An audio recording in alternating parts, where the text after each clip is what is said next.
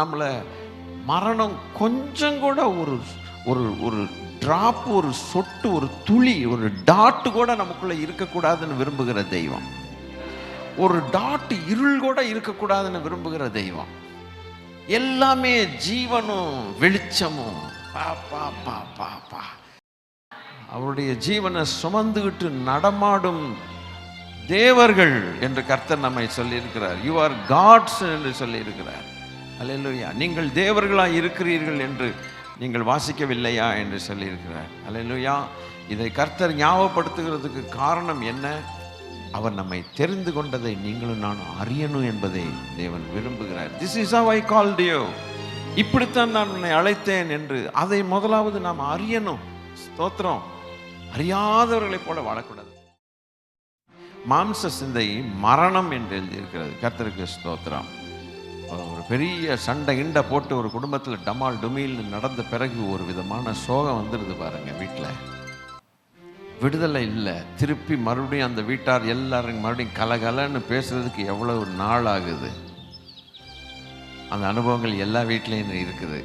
ஒருத்தர் வீட்டில் இல்லை, எல்லார் வீட்லேயும் இந்த அனுபவங்கள் இருக்கும். புருஷன் பொண்டாட்டி சண்டை போட்டிருப்பாங்க. அதுவும் சனிக்கிழமை சண்டை போட்டிருப்பாங்க. நம்ம ஆயத்தமாக இல்லாமல், நம்ம நிரம்பாமல், நமக்குள்ள ஒரு வெற்றிடம் காணப்படுது. சாட்டிஸ்ஃபேக்ஷன் இல்லை. என்னடா யாராவது சொல்ல மாட்டாங்களா கர்த்தர்? யார் மூலமாவது கர்த்தர் சொல்ல மாட்டாங்களா தான் நம்ம ரொம்ப அதிகமாக தேடுறோமே ஒழிய, நம்ம ஆவியில் நிரம்பணும், நம்ம தேவனோடு பழகணுங்கிற ஆசைக்கு நம்ம இடம் கொடுக்க மாட்டேங்கிறோம். நமக்குன்னு ஒரு காரியம் வரும்பொழுது நம்ம உபவாசம் போட்டு கர்த்தரோடு கூட நம்ம பேச பழகணும். அவர் நம்மோடு கூட பேச அவரால் முடியும். அப்போ ஒருத்தனோட பேசுகிறாருன்னா நம்மளோட பேச மாட்டேன்னு சொல்ல பட்சபாதம் உள்ள தேவன் அல்ல. அல்லேலூயா. வசனமே உயிர்ப்பிக்கிறது. அவர் வசனத்தை அனுப்பி குணமாக்குகிறார் என்று. He sends his word and heals my disease என்று எழுதி. அவருடைய வசனம், அவருடைய வாயிலிருந்து வரக்கூடிய வார்த்தை என் சரீரத்தில் இருக்கக்கூடிய சுகவீனத்தை நீக்க வல்லமை உள்ளது. என் மனதை மாற்ற வல்லமை உள்ளது. என் குழப்பத்தை நீக்க வல்லமை உள்ளது. வார்த்தை. நான் இல்லாத இடத்தில் நீ அந்த லிமிட்லெஸ் லைஃப்பை நீ செலவிட வேண்டி இருக்கும். அது உன்னால் தாங்க முடியாது. அதை நரகம் என்று நான் சொல்லுகிறேன். Choice is yours. தீர்மானம் உன்னுடையது. உன்னுடைய மதம் உன்னை ரட்சிக்காது. உன்னுடைய படிப்பு ரட்சிக்காது. இன்றே ஆண்டவரை ஏற்றுக்கொள்ளுகிறதற்கு சமயம்.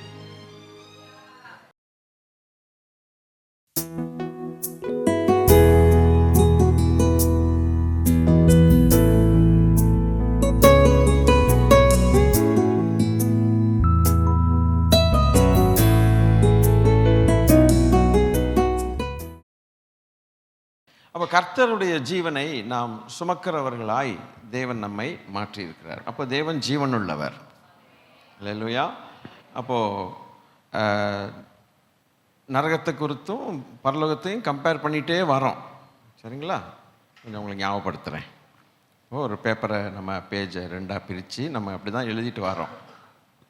சில நேரங்களில் பரலோகத்தின் தேவனுடைய அந்த ஆட்ரிபியூட்ஸை அதிகமாக கான்சன்ட்ரேட் பண்ணி எடுப்பேன். சில நேரங்களில் அவர் இல்லாத இடமாகிய நரகத்தில் குறித்தும் எடுப்பேன். ஆக எது எப்படியோ நீங்கள் எழுதி கொள்ளணும். ஸ்தோத்திரம். அது எப்படி கர்த்தர் பேசுவாரோ அதன்படி ஆகட்டும். ஆக மொத்தம் 7 காரியங்கள். அது 7 நமக்கு கட்டளையாக இருக்கிறது. முதல்ல வெளிச்சத்தின் பிள்ளைகளாய் நடந்து கொள்ளுங்கள். கரெக்டுங்களா? 2வது தேவனுடைய ஜீவனை உடையவர்களாய் நடந்து. ஏன்னா தேவனுடைய ஜீவனுக்கு அந்நியர்களாய் இருக்கிறார்கள் அப்படிங்கிற ஒரு வசனத்தை எபேசியரில் போன வாரம் நம்ம படித்தோம். கர்த்தருக்கு ஸ்தோத்திரம். அப்போது கர்த்தருடைய ஜீவனுக்கு அந்நியர்கள். நிச்சயமாக தேவனுடைய ஜீவனுக்கு அந்நியர்களாக இருந்தால் நம்ம போய் சேரக்கூடிய இடம் அவர் ஜீவன் இல்லாத இடத்துல தான் போய் சேருவான். கர்த்தர் நல்லவர்கள். தேவனை அறிந்தவர்கள் திடன் கொண்டு அதற்கேற்றபடி நடக்கிறார்கள். அப்போ தங்கள் தேவனை முதலாவது அறியணும். அறிஞ்ச பிறகு திடன் கொண்டு அந்த அறிஞ்சதுக்கு ஏற்றபடி நடந்து கொள்ள வேண்டும். அல்லேலூயா. கர்த்தர் நல்லவர். ஸ்தோத்திரம். அப்போது இந்த பூமியில் அந்த தேவன் இல்லாத இடத்தில் தேவன் இருக்க மாட்டாத ஒரு இடத்தில் போகிறவர்களுடைய நடக்கை எப்படி இருக்கிறது? ஆண்டவரோடு கூட நிரந்தரமாய் நித்திய காலமாய் வாழ வேண்டும் என்று ஆசைப்பட்டு வருகிற ஜனங்களுக்கு தேவன் கொடுக்கிற கட்டளைகள் எப்படி? அந்த கட்டளைகள் அவரை ஏற்றுக்கொண்டவர்களுக்கு தேவன் தருகிறார்.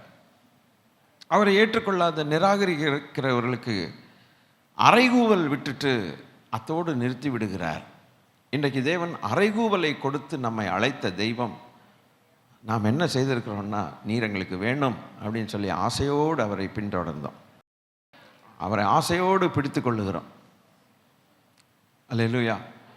அதுக்கு நம்ம சொந்தக்காரர்கள் என்ன வேணால் சொல்லிட்டு போட்டோம், என் ஃப்ரெண்ட்ஸ் என்ன வேணால் சொல்லிட்டு போட்டோம், எனக்கு கர்த்தர் தான் வேணும்னு சொல்லி வந்திருக்கிறோம். ரெண்டாவது தீர்மானம் நம்ம எடுத்தது என்னன்னா, நான் ஜீவன் இருக்க மாட்டேன், என் உயிர் இருக்க மாட்டோம், அவரை நான் மறுதலிக்க மாட்டேன், அவரை நான் விடவும் மாட்டேன். அல்லேலூயா. இப்படிப்பட்ட ஜனத்துக்கு, தம்முடைய ஜனமாய் மாறின இந்த ஜனத்துக்கு தேவன் சில ஆலோசனைகளை தருகிறார்.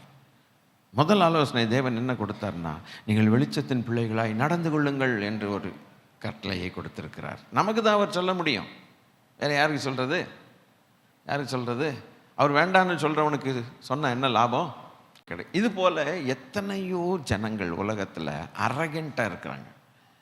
அரகன்ஸ்னாக்க ஒரு முரட்டுத்தனமான ஆணவத்தோடு கலந்ததான ஒரு காரியத்துக்கு அரகன்ஸும்பாங்க. இந்த அரகன்ஸ்னால தான் கூக்குரல் மூர்க்கம்லாம் வெளியில் வரும். வாய்ஸ் ரைஸ் பண்ணி கத்துறது அதெல்லாம் இது அரகன்ஸ்னால. இட்ஸ் அன் அரகண்ட் மேன் அப்படின்னு சொல்கிறோம்ல, அவன் ஒன்றும் தேவனிடத்தில் பெற்றுக்கொள்ள பிரயாசப்பட்டும் கூட பெறமாட்டான். ஆக அப்படிப்பட்ட ஒரு மக்கள் இருக்கக்கூடிய ஒரு இடத்துலேருந்து கர்த்தர் நம்மளை பிரித்து, இங்கே தான்ப்பா எனக்கு வேணும்னு சொல்லி வந்ததுனால நமக்கு ஆண்டவர் எச்சரிக்கிறார். அதனால தான் நம்மளோடு பேசுகிறார். That's why he is speaking to us, because we wanted him. We wanted him. உம்மை விட்டு நான் எங்கே போவேன்? ஜீவனுள்ள வார்த்தைகள், நித்திய ஜீவனுள்ள வார்த்தைகள் உம்மிடத்தில் உண்டேன்னு சொன்னான். நீ போம்மா, போய் இன்னொரு பையனை போய் கல்யாணம் கட்டி சுகமாக வாழுமான்னா அந்தம்மா நான் மாட்டேங்குது, உண்மையே பின்பற்றி வருவேங்குது. நீ போகிற இடத்துல நான் வருவேன், நான் போவேன், நான் உங்கள் தேவன் என் தேவன் அப்படின்னு சொல்லிட்டு டைலாக் பக்காவாக விசுவாச டைலாக் போட்டு வருது. லேசான டைலாக் கிடையாது. அதுபோல் விரும்பி ஆசையோடு ஆவலோடு நடக்கிற தேவ ஜனங்கள் உண்டு. உங்கள் பின்னாலே நான் வருவேன், எனக்கு ரெட்டிப்பான அபிஷேகம் வேணும்னு ஒரு ஆள் தேடி போனான். கர்த்தர் நல்லவர். கூட்டத்து நடுவில் எப்படியாகலும் நெரிசல் நடுவில் அவ்வளோ பெரிய கூட்டத்துக்குள்ளே ஓடி போய் தொங்கலை தொட்ட, வஸ்திரத்தின் தொங்கலை தொட்ட ஒரு அம்மா ஆசையாக தேடி, விடமாட்டேன் உண்மை, எங்கே போனாலும் வருவேன். அந்த காலத்தில் அந்த ஒரு விசுவாசம். கர்த்தர் நல்லவர். இந்த இப்படிப்பட்ட ஜனத்துக்கு தேவன் அவங்களோட தான் பேச முடியும். கர்த்தர் நம்மோட தான் பேச விரும்புகிறார். வேற யாரோட பேசுவார்? வேற யாரோடும் பேச மாட்டார். அதனால தான் வெளிச்சத்தின் பிள்ளைகளாய் நீங்கள் நடந்து கொள்ளுங்கள் முதல்ல பேசினார். ரெண்டாவது, என் ஜீவனுள்ளவர்களாய் நீங்கள் சுமக்கிறவர்களாய் இருக்கிறீர்கள். we carry the presence of God, we carry the life of God. ஆதியாமத்திலேருந்து ஆரம்பித்து வெளிப்படுத்தின விசேஷம் வரைக்கும் ஆதியாமத்தில் ஜீவன். போன வாரம் உங்களுக்கு கர்த்தர் பேசின வார்த்தைகள். அநேகர் என்கிட்ட ஃபோன் பண்ணாங்க, அவங்களுடைய சந்தோஷத்தை வெளிப்படுத்தினாங்க. நாங்கள் இது வரைக்கும் இதை கேட்டதில்லைன்னு நான் சொன்னேன். எனக்கும் தெரியாது, கர்த்தர் தான் பேசினார். முதல் 2 அதிகாரங்கள் ஜீவன், கடைசி 2 அதிகாரங்கள் வெளிப்படுத்தின விசேஷத்துலேயும் ஜீவன். Last 2 chapters, first 2 chapters. ஆச்சரியம். In between there is death. Death வந்தது, பட் ஜீவனை கொடுக்கிறவர் இந்த மரணம் நிறைஞ்ச இந்த உலகத்தில் கால் எடுத்து வைத்தார். தன் ஜீவனை மண்ணு மூட்டைக்குள்ளே கொண்டு வந்தார். அதுக்கு ஜீவனே கிடையாது. அது மண், கலர் இல்லை, டேஸ்ட் இல்லை, ஸ்மெல் இல்லை, உருவம் இல்லை, காலில் மிதிக்கப்படுகிற கூடிய ஒரு பொருள், அவ்வளோ ஒரு மட்டமான ஒரு பொருள் கீழே கிடக்கு. அந்த மண் பட்டுச்சுன்னா அதுக்கு மதிப்பு கூட கிடையாது. அதை வெறுக்கக்கூடிய ஒரு நிலைமை. கால் உடனே கழுவிடுறோம். மண் பட்டுச்சு நடக்கிறதுக்கு நரன்னு இருக்குது அப்படின்னு சொல்லுவோம். சில நேரங்களில் சரியாக பெருக்கலைன்னா, சரியாக மாப் பண்ணலைன்னா நரன்னு இருக்கும். நடக்கிறதுக்கே கஷ்டமாக இருக்கும். உடனே அந்த மண்ணை எடுத்துடுறோம். வேண்டாம், அந்த மண் எங்களுக்கு வேண்டாம், அந்த தூசி எங்களுக்கு வேண்டாம். குப்பையும் கூலமாக தூசியாக இருந்தால் எப்படி இருக்கும்? நல்லா இல்லை. அப்படிப்பட்ட ஒரு மண்ணை எடுத்து அதுக்கு தன்னுடைய ஜீவனை கொடுத்து, அந்த ஜீவன் விருட்சத்தை கொடுத்து அதுக்கு முன்னால் நிறுத்தி, நீ ஜீவனுள்ள ஒரு தேசத்தில் நீ ஜீவனோடு இருன்னு சொல்ல நல்ல தெய்வம். அதே ஜீவ விருட்சம் வெளிப்படுத்தும் விசேஷம் கடைசி 2 அதிகாரங்களில் ஜீவ விருட்சம் வருது. அங்கேயும் புதிய எருசலேம்ல நிப்பாட்டி வைக்கிறார்னா எவ்வளவு நல்ல ஜீவனுள்ள தேவன். இன்பிட்வீன் மரணம் வந்தது. அந்த மரணத்தை பரிகரிப்பதற்காக அல்லேலூயா அந்த ஏதேன் தோட்டத்தில் ஜீவனை கொடுத்த அதே தேவன் இறங்கினார். கர்த்தராகிய இயேசு கிறிஸ்து என்னும் தேவகுமாரன் அவர் இறங்கி மரண இருளில் இருக்கிறவர்களுக்கு வெளிச்சம் உதித்தது. மரண இருள் ரெண்டுமே சேர்ந்துருக்குது, இருளும் இருக்குது. 2 காரியங்களில் தான் நம்ம பார்த்தோம். முதல் காரியம் வெளிச்சமும் இருளும், 2வது காரியம் ஜீவனும் மரணம். மரண இருள் ரெண்டுமே இருக்கிறவங்களுக்கு வெளிச்சம் உதித்தது. மரணத்தை பரிகரித்ததான கர்த்தராகிய இயேசு கிறிஸ்து என்னும் நம்முடைய தேவாதி தேவனாகிய இரட்சகர். அல்லேலூயா. மரணத்துக்கு அதிகாரியாக இருக்கக்கூடிய பிசாசானவனை கரெக்ட் சொல்லுங்க, அப்படி தமது மரணத்தினாலே ஜெயிக்கும்படிக்கு ஜீவகாலமெல்லாம் கரெக்டாக சொல்கிறீங்க, அப்படி சொல்லுங்கள். நல்ல வசனங்களை தைரியமாக சொல்லுங்கள்.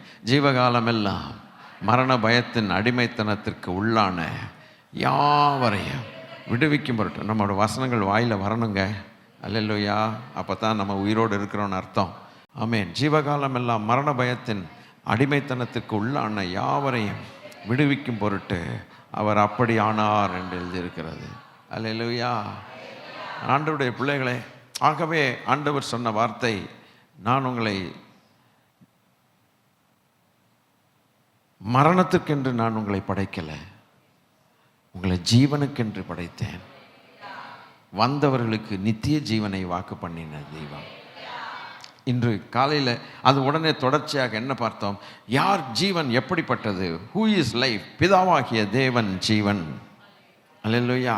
ஐ திங்க் அதை நம்ம பார்த்துட்டோம்னு நினைக்கிறேன். 2வது குமாரனாகிய கிறிஸ்து, அதையும் நம்ம பார்த்தோமான்னு தெரியல, பார்த்துட்டோம். 3வதாக பரிசுத்த ஆவியானவர் ஜீவனானவர். அப்போ பிதாவாகிய தேவன் ஜீவனுள்ளவர், குமாரனாகிய கர்த்தரும் பிதா தன்னில் தானே ஜீவனுள்ளவராய் இருக்கிறது போல குமாரனும் தன்னில் தானே ஜீவனுள்ளவராய் இருக்கிறார் போட்டிருக்கு. Full of life. ஹல்லேலூயா. லைஃப்பை தவிர்த்து வேற டெத்துங்கிறது கிடையவே கிடையாது. இன்னைக்கு லைஃப் எவ்வளவு சந்தோஷம், மரணம் எவ்வளவு சோகம் பாருங்க. பிசாசு சோகத்தை உண்டாக்குறான், தேவனோ சந்தோஷத்தை கொடுக்கிறார். அல்லேலூயா. தன் ஜீவனை கொடுத்தார். ரொம்ப சிம்பிளாக நம்ம புரிஞ்சுக்கலாம் இதெல்லாம். இனி 3வது நபராகிய திருத்துவத்தில் 3வது நபராகிய பரிசுத்த ஆவியானவரும் தன்னில் தானே ஜீவனுள்ளவராய் இருக்கிறார். அப்போ ஏதாவது வசனங்கள் இருக்குதா பாஸ்டர்? இருக்குது. நம்ம அதை ஆராய்ச்சி பண்ணத்தானே இங்கே வந்திருக்கிறோம். Glory to God. ரோமர் 8வது அதிகாரம் 2வது வசனம்.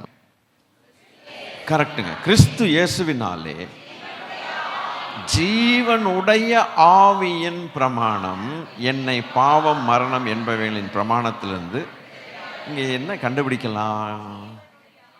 ஜீவனுடைய ஆவி. அப்போ பரிசுத்த ஆவியானவர் ஜீவனுடையவர். அல்லேலூயா, பிரைஸ் தி லார்ட். அது ஒரு வசனம். 2வது வசனம் 2 கொரிந்தியர் 3வது அதிகாரம் 6வது வசனம் என்ன சொல்லுதுன்னு பார்க்கலாமா? புது உடன்படிக்கையின் ஊழியக்காரராய் இருக்கும்படி அவரே எங்களை தகுதியுள்ளவராக்கினார். அந்த உடன்படிக்கை எழுத்துக்குரியதாயிராமல் ஆவிக்குரியதாய் இருக்கிறது. எழுத்து கொள்ளுகிறது, ஆவி உயிர்ப்பிக்கிறது. ஜீவனுடையவர் தான் உயிர்ப்பிக்க முடியும், உயிர்ப்பிக்க முடியும். ஸ்தோத்திரம். ஒரு ஜீவன் இல்லாதவர் இன்னொரு ஜீவன் இல்லாதவரை எப்படி உயிர்ப்பிக்க முடியும்? முடியாது. 2 பேர் உட்கார்ந்துருக்கிறாங்கன்னா பக்கத்தில் ஒருத்தர் கையை பிடிச்சி எந்திரிங்கன்னு நிச்சயமாக முடியாது. உங்களால் அது செய்யவே முடியாது. ட்ரை வேணால் பண்ணி பாருங்கள், ஒரு எக்ஸ்பெரிமெண்ட்டாக. இப்போ 2 பேர் பக்கத்தில் உட்காந்துருக்கீங்க, இன்னொரு பக்கத்தில் உட்காந்துருக்க ஒரு கையை பிடிச்சி எந்திரிங்கன்னா நீங்கள் எழுப்பி பாருங்கள், முடியாது. ஆனால் நீங்கள் எந்திரிச்சு நின்று அவங்கள அழகாக நீங்கள் என்ன செய்யலாம்? தூக்கலாம். அதுபோல ஜீவன் உடையவர் தான் மரித்தவர்களை உயிர்ப்பிக்க முடியும். இந்த வசனத்தின்படி எழுத்து கொல்லுகிறது, ஆவியோ உயிர்ப்பிக்கிறது. அப்போ தேவனுடைய ஆவினாலே நாம் உயிர்ப்பிக்கப்படுகிறோம், அவருடைய ஜீவனாலே உயிர்ப்பிக்கப்படுகிறோம். பிதாவினால் உயிர்ப்பிக்கப்படுகிறோம், குமாரனாகிய கிறிஸ்து இயேசுவினால் உயிர்ப்பிக்கப்படுகிறோம், கர்த்தருடைய ஆவினாலேயும் உயிர்ப்பிக்கப்படுகிறோம். என்ன ஒரு ஸ்பெஷல் பீப்புள் நம்ம! ஆஹா, நம்மளை மரணம் கொஞ்சம் கூட ஒரு ஒரு ஒரு டிராப், ஒரு சொட்டு, ஒரு துளி, ஒரு டாட்டு கூட நமக்குள்ளே இருக்கக்கூடாதுன்னு விரும்புகிற தெய்வம். ஒரு டாட்டு இருள் கூட இருக்கக்கூடாதுன்னு விரும்புகிற தெய்வம். எல்லாமே ஜீவனும் வெளிச்சமும். பா பா பா பா பா வெளிச்சம், பயங்கர வெளிச்சத்துக்குள்ளே வாழணும்னு விரும்புகிற தெய்வம். ஆமென். எனக்கு ஒரு சின்ன ஆசை இருக்குதுங்க. எந்த வீட்டுக்கு போனாலும், புது வீடு கட்டினாலோ இல்லை யாராவது வீடு மாற்றி போனாலோ நான் அழைப்பாங்க. அப்போ நான் அங்கே போய் உட்காந்துட்டு ஹாலில் எல்லாம் நோட்டம் போடுவேன். நோட்டம் எதுக்கு போடுறேன்னா, இவங்க வீட்டில் எவ்வளோ லிட்டர் கடலை எண்ணெய் இருக்குது, அதெல்லாம் நோட்டம் இல்லை, என் வீடு எப்படி இருக்குதுன்னு பார்ப்பேன். பிரகாசமாக இருந்தால் எனக்கு சந்தோஷமாயிரும். ஸ்தோத்திரம். உங்களுக்கு இல்லையா பிரகாசம்? பிரகாசமாக இருக்கும். சில வீடுகளில் என்ன பண்ணியிருப்பாங்கன்னா, அவங்க போன இடங்கள், ஏன்னா அவங்க யார் வீட்லேயோ வாடகைக்கு போயிருக்காங்க, ஆனால் கலரை மாற்ற சொல்லுவேன். கலரை மாற்ற சொல்கிறது காரணம் என்னென்னா, பயங்கரமான ஒரு ரெட்டாக ஒரு பிரிக் ரெட் ஒன்று அடித்து வச்சுருப்பான். பிரிக்குன்னா செங்கல் மாதிரி, அதை விட பல டார்க்கு ஒன்று. அதில் ஒரு டியூப் லைட் இருக்கும். அங்கே அந்த லைட்டை பூரா இந்த கலர் என்ன செய்யுது? சாப்பிட்ருது. ஹாலில் வெளிச்சமே இருக்காது. இதுக்குள்ளே எப்படிரா அதை தடவி தேடிட்டு போகிறது? உடனே போனோன்னு சொல்லுவேன், கொஞ்சம் முடிஞ்சால் நீங்கள் அதெல்லாம் கலரை மாற்றி ஐவரி போடுங்க, பிரைட்டாக இருக்கும்ன்ட்டு. சிலர் செஞ்சும் இருக்காங்க, சிலர் விட்டுட்டாங்க, ஏன்னாப்பா அவங்களுக்கு அது முடியல போல். அது ஏன் அப்படின்னாக்கா, அந்த டியூப்லைட்டு போடுறோன்னா அந்த டியூப்லைட்டுடைய வெளிச்சத்தை இந்த கலரை எடுத்து கொடுக்கணும். அதில் ஒரு ஆனந்தம், பிரைட்டாக இருந்த ஆனந்தம் இல்லையா? அல்லேலூயா. அப்போ இனிமே நீங்கள் வீடுகள் எல்லாம் இப்போது வாடகைக்கு போனாலோ இல்லை சொந்த வீடு கட்டினாலோ நல்ல ஒரு கலர் அடிங்க, லைட்டாக ஒரு கலர் அப்படி ஐவரி அடிச்சிங்கன்னா பளிச்சுன்னு எல்லாம் வெளிச்சமாக இருக்கும். ஒரு டியூப்லைட் வைக்காதீங்க. நடா இதெல்லாமா சொல்லி கொடுக்குறது? ஒரு டியூப்லைட் வைக்காதீங்க. அப்படி சுற்றியில் ஒரு 4 டியூப்லைட். இப்போல்லாம் நல்ல பிரைட்டான டியூப்லைட்ஸ்லாம் வருது. ஒன்று லேட்டஸ்டாக வாங்குங்க, போடுங்க. ஒன்று போட்டாலே பளபளான் இருக்கும். யாராவது கெஸ்ட் வந்தாங்கன்னா 4 போட்டு குருடாக்கிடுங்க அவங்கள. அவ்வளோ பிரமாதமாக இருக்கும் வெளிச்சம். அந்த வெளிச்சத்தில் நம்ம வாழணும். இதை இங்கே இவ்வளவு ஆசைப்படுறோன்னா பரலோகம் எப்படி இருக்குங்கிறத கொஞ்சம் இமேஜின் பண்ணி பாருங்கள். ஒரு பாவிகளாக இருந்து கிறிஸ்து இயேசுவை ஏற்றுக்கொண்டவர்களுக்கு தேவன் கொடுக்குற ஆசீர்வாதம் என்னங்கிறத யோசிச்சு அந்த மகிமையை பாருங்கள். அந்த வெளிச்சத்தோடு சேர்ந்த பிறகு அதில் மரணம் இல்லாத ஜீவன் வேற இருக்கு. அவருடைய ஜீவன் நமக்குள்ளே இப்போமே இருக்குது. நித்திய காலமாக அவருடைய ஜீவன் இருந்து அந்த ஜீவனோடு அந்த வெளிச்சத்தில் இருந்தால் எப்படி இருக்கும்? யோசிச்சு பாருங்க கர்த்தருடைய பிள்ளைகளே. அவ்வளோ ஒரு நல்ல. இப்போ அடுத்து இன்னொரு வசனத்துக்கு போகலாம். பரிசுத்த ஆவியானவரை இதுவரைக்கும் Christianity speaks of the Holy Spirit as the power of God only. தேவனுடைய போன வாரம் என்ன சொன்னோம்னா, கர்த்தராகிய இயேசு கிறிஸ்துவே என்னுடைய ரட்சகர் அப்படின்ட்டு தான் சொல்லி கொடுத்துருக்குறாங்க. ஆனால் அவர் என் ஜீவன் சொல்லலையே. அவர் ரட்சகர் மாத்திரம் அல்ல, அவருடைய ஜீவனுமாயும் இருக்கிறாரே. அதுபோல பரிசுத்த ஆவியானவர் தேவனுடைய வல்லமைன்னு தான் நமக்கு சொல்லி கொடுத்துருக்குறாங்க. அற்புதங்களை செய்கிறது வல்லமை, அது இதுன்ட்டு சொல்லி கொடுத்துருக்காங்களே ஒழிய, பரிசுத்த ஆவியானவர் அவர் ஜீவனுள்ளவர், என்னுடைய ஜீவன். Hallelujah. But we miss the fact that the Holy Spirit is life, and the fact is still missing. அவர் என்னுடைய ஜீவன். அல்லேலூயா. சொல்லி பாருங்க. தேவ ஆவியானவர் என்னுடைய ஜீவனாய் இருக்கிறார், என்னை உயிர்ப்பிக்கிறவராய் இருக்கிறார். எனக்கு ஒரு உயிர்ப்பித்தல் வர வேண்டுமானால் அவராலே தான் வர முடியும். எத்தனை மனுஷர்கள் எவ்வளவு நல்ல வார்த்தைகளை பேசினாலும், விஷ் பண்ணாலும் எனக்கு ஜீவன் வருகிறது இல்லை. மனுஷர்களுடைய வார்த்தைகளில் ஜீவன் இல்லை. பாவிகளுடைய வாழ்க்கையில் வார்த்தையில் என்ன இருக்கு? அவனுக்குள்ளேயே மரணம் இருக்கு. மரணம் இருக்கிறவனுடைய வாயிலேருந்து என்ன வரப்போகுது? ஜீவனா வரப்போகுது. உனக்கு உள்ள என்ன இருக்குதோ அதை தான் வெளியில் வரும். கர்த்தருக்கு ஸ்தோத்திரம். ஆனால் ஒரு ஜீவனோடு இருக்கிறவர்கள், பரிசுத்த ஆவியினாலே உயிர்ப்பிக்கப்பட்டவர்கள், அவர்கள் ஜீவ வார்த்தைகளை பேசுவார்களே. We miss the fact that the Holy Spirit is our very life. Not only He is the power of God, but He is the very life of God in us. Hallelujah. அவர் உங்களுக்குள் இருப்பார், உங்களுக்குள் வாசம் பண்ணுவார் என்று எழுதியிருக்கிறார். சத்திய ஆவியானவர் வரும் பொழுது அந்த ஜீவன் வெளிப்படுகிறது. கர்த்தருடைய பிள்ளைகள், ரட்சிக்கப்பட்டவர்களுக்கு ஒரு ஆனந்தம் நமக்கு எப்போதுமே வேணும். God is not only my light, not only He is my savior, not only He is my provider, He is my very life. I carry the life of God. I carry the Father in me. I carry the Son of God, Jesus, in me as the hope of glory. மகிமையின் நம்பிக்கையாக நான் அவரை சுமக்கிறேன்.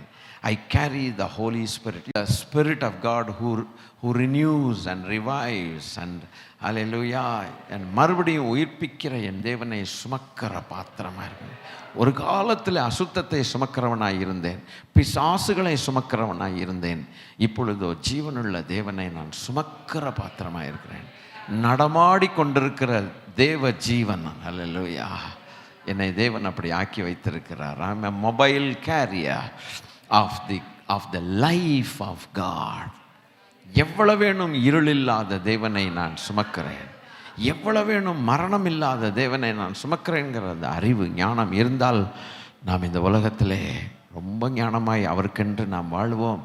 அவருடைய ஜீவன் உள்ளவர்கள் என்ன பேசுவார்கள்? அவருடைய ஜீவன் உள்ளவர்கள் வீடுகளில் சண்டைகள் இருக்குமா? அவருடைய ஜீவன் இருக்குதுங்கிற பேசியும் கூட அது மறந்து போன ஜனங்கள் இன்னும் சண்டை போடுறாங்க, இன்னும் கூக்குரலிடுறாங்க, இன்னும் பாவத்தை செய்கிறாங்களே. அந்த வார்த்தை இன்னும் உள்ளே போகலை. சர்ச்சோட காதில் கேட்டு விட்டுட்டு வீட்டுக்கு போனதுனால மாறவே இல்லை குடும்பங்கள். அவர் ஜீவனை சுமக்கிறேன் என்கிற ஒரு அறிவு நமக்கு வருமானால் பர்ஃபெக்டாக கரெக்டாக நாம் வாழ்வோம். அவருடைய வசனத்தின்படி வாழும். ரைட், அது இருக்கட்டும். ஒரு பக்கம் ஞாபகத்தில் வச்சுக்கோங்க. யோவான் 6வது அதிகாரம் 63. நீங்கள் கேட்குற இந்த வார்த்தைகள் இந்த சர்ச்சோடு விட்டுறாதீங்க. உங்கள் வாழ்க்கையில் அதை அபியாசப்படுத்தி மாற்றங்களை பார்க்கணுன்னு பிரயாசப்படுங்க. ஏன்னா நாம் தேவனுடைய ஜீவனை சுமக்கிறோம். அவருடைய ஜீவனை சுமந்துக்கிட்டு நடமாடும் தேவர்கள் என்று கர்த்தர் நம்மை சொல்லியிருக்கிறார். யூ ஆர் காட்ஸ் என்று சொல்லியிருக்கிறார். அல்லேலூயா. நீங்கள் தேவர்களாக இருக்கிறீர்கள் என்று நீங்கள் வாசிக்கவில்லையா என்று சொல்லியிருக்கிறார். அல்லேலூயா. இதை கர்த்தர் ஞாபகப்படுத்துகிறதுக்கு காரணம் என்ன? அவர் நம்மை தெரிந்து கொண்டதை நீங்களும் நானும் அறியணும் என்பதை தேவன் விரும்புகிறார். This is how I called you. இப்படித்தான் நான் உன்னை அழைத்தேன் என்று அதை முதலாவது நாம் அறியணும். ஸ்தோத்திரம். அறியாதவர்களைப் போல வாழக்கூடாதல்ல. யோவான் 6வது அதிகாரம் 63வது வசனத்தை நாம் ஜோராய் வாசிக்கலாம். எப்படி கரெக்டாக வந்துச்சா? ஸ்டார்டிங்லேயே வந்தது. ஆவி உயிர்ப்பு. இந்த வசனங்களை வாசிக்கும் பொழுது பேசின என்னை நீங்கள் பாராட்டுவதற்காக அல்ல, அதை நாம் புரிந்து கொண்டு வாழ்க்கையில் காட்டுவதற்காக தேவன் அதை கொடுத்திருக்கிறார். ஆவியை உயிர்ப்பிக்கிறது. மாம்சமானது ஒன்றுக்கும் உதவாது. நான் உங்களுக்கு சொல்லுகிற வசனங்கள் ஆவியாயும் ஜீவனாயும் இருக்கிறது. இது இன்னொரு முறை நம்ம வேற ஒரு இடத்துக்கு நாம் போகும்போது மறுபடியும் இந்த வசனத்தை நம்ம எடுக்க வேண்டியிருக்கும். ஆவியே உயிர்ப்பிக்கிறது. இப்போ தேவ ஆவியானவர் உயிர்ப்பிக்கிறவர். உயிர்ப்பிக்கிறவருக்கு ஜீவன் இல்லைன்னா அவர் எப்படி உயிர்ப்பிப்பார்? கேட்கணும். திருப்பி சொல்லுங்க. உயிர்ப்பிக்கிறவருக்கு சொல்லுங்க ஜீவன் இல்லைன்னா அவர் எப்படிங்க உயிர்ப்பிக்க முடியும்? ஆவியே உயிர்ப்பிக்கிறது. மாம்சம் ஒன்றுக்குமே உதவாது. மாம்ச ஆலோசனைகள், மாம்ச சிந்தைகள், மாம்சத்தில் சத்தம் போடுறது, மாம்சத்தில் பேசுறது, மாம்சத்தில் எல்லாம் பஞ்சாயத்து பண்ணிக்கிறது, அது இருக்கலாம். பட் அது ஒன்றுக்கும் உதவாதுன்னு சொன்னார். உயிர்ப்பிக்க வேண்டுமா? தேவாவியானவர் உள்ளே வர வேண்டும். ஒரு மனுஷனுக்குள் தேவனுடைய ஆவியானவர் வருவாரானால் அவன் உயிர்ப்பிக்கப்படுவான். அல்லேலூயா. ஆண்டவராகிய இயேசு கிறிஸ்து மரித்து அடக்கம் பண்ணப்பட்டு 3ஆம் நாள் அவர் உயிர்ப்பிக்கப்பட்டது தேவனுடைய ஆவியின் பலத்தினாலே. அவர் உயிர்ப்பிக்கிற தேவாவியன். கிறிஸ்துவை உயிர்ப்பித்தவர் நம்மையும் உயிர்ப்பிப்பார். அல்லேலூயா. ரொம்ப சந்தோஷமான ஒரு காரியங்க. அடுத்து ரோமர் 8வது அதிகாரம் 6வது வசனம் 6. மாம்ச சிந்தை மரணம், ஆவியின் சிந்தையோ. அப்போ அந்த தேவாவியானவர் உயிர்ப்பித்த பிறகு ஒரு மனுஷனுக்கு வரக்கூடிய சிந்தை ஜீவனுள்ள சிந்தையாக இருக்கும் என்று ஆண்டவர் சொல்லுகிறார். The very thoughts that a man has after the renewal by the Holy Spirit, after coming into life, are the thoughts of life என்று சொல்லுகிறார். Are the thoughts of life. அந்த வாசகத்தை நாம் பிடிச்சுக்கொள்ளணும் இன்னைக்கு காலையில். Thoughts of life, ஆவியின் சிந்தை. சொல்லுங்க. கரெக்டாக சொன்னீங்க. அப்போ நம்முடைய எண்ணங்கள், நம்முடைய சிந்தைகள் எப்படி இருக்குதுன்னா, இந்த மாம்சத்தின் சிந்தைகள்னு ஒரு பக்கம் இருக்குது, ஆனால் ஆவியினாலே உயிர்ப்பிக்கப்பட்ட பிறகு ஆவிக்குரிய சிந்தைன்னு ஒன்று இருக்குது. இது ரெண்டுக்குமே கான்ட்ரடிக்டிங், ரெண்டுக்குமே ஒரு பெரிய சண்டை நடக்கும். ஆனால் நம்முடைய மாம்சம் என்ன சொல்லுன்னா, ஆவியின் சிந்தையை கொஞ்சம் ஓரமாக ஒதுக்கி வச்சுட்டு மாம்ச சிந்தையிலே அதிகமாக வாழணும்னு விரும்ப செய்யும். எல்லாருக்கும் அது ஒரு பெரிய போராட்டம். எடுத்தோன்னு ஆவியானவர் சொல்லுகிறபடி நம்ம செய்கிறதில்லை. உடனே நம்முடைய மாம்ச சிந்தையை காட்டிடுறோம். கர்த்தருக்கு ஸ்தோத்திரம். இந்த மனுஷனுக்கு இருக்கக்கூடிய பலவீனம். ஸ்தோத்திரம் ஸ்தோத்திரம். அல்லேலூயா.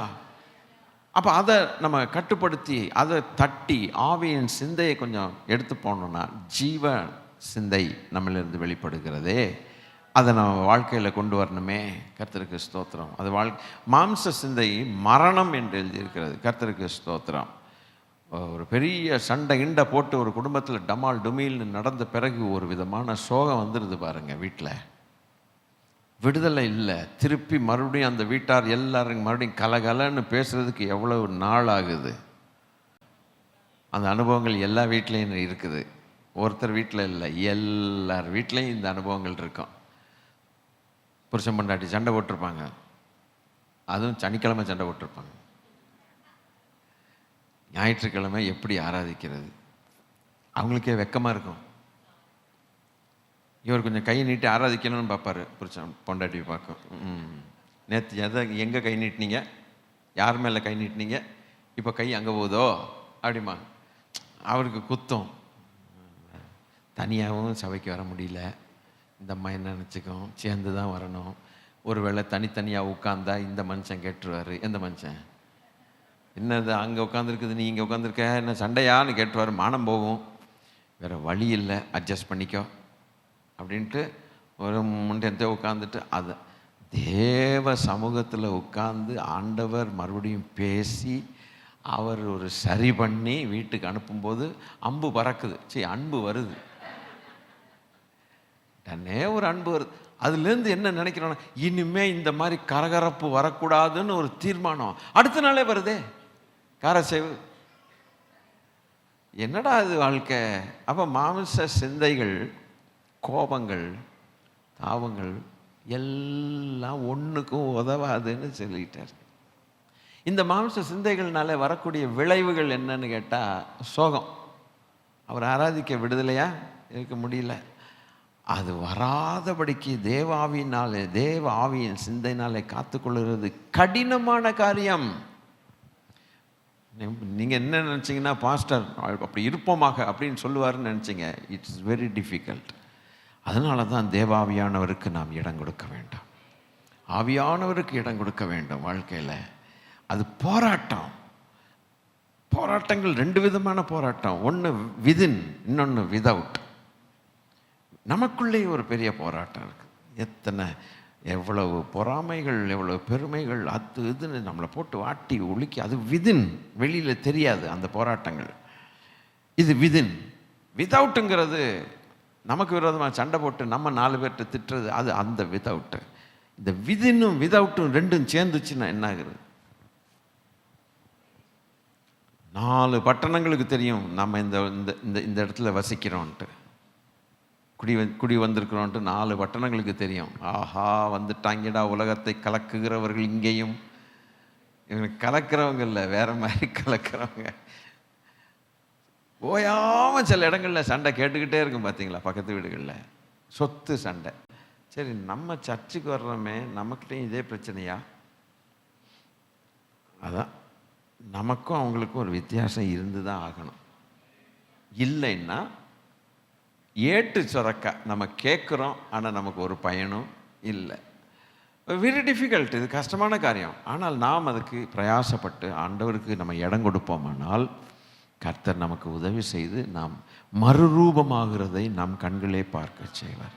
நாம் மறுரூபமாகிறது நமக்கே நல்லா தெரியும். ஆனந்தம் உண்டாயிருக்கும், அங்கே சமாதானம் உண்டாயிருக்கும், அங்கே சந்தோஷம். முன்னொரு காலத்தில் சண்டை போட்டவங்க தான் நம்ம. முன்னொரு காலம்னா ரொம்ப பெரிய காலம் இல்லை, ஐதர் அலி காலத்தில் சண்டை போடல, சமீபத்தில் கூட நம்ம சண்டை போட்டிருப்போம். ஆனால் நம்முடைய அந்த கேரக்டர் மாறிடுச்சுன்னு ஜனங்கள் கண்டுபிடிக்கும் போது நமக்கே பெரிய ஆனந்தமாக இருக்குது. ஆண்டவருடைய பிள்ளைகளே, மனசில் வச்சுக்குவோமாக. இனி ரோமர் 8வது அதிகாரம் 10வது வசனம்.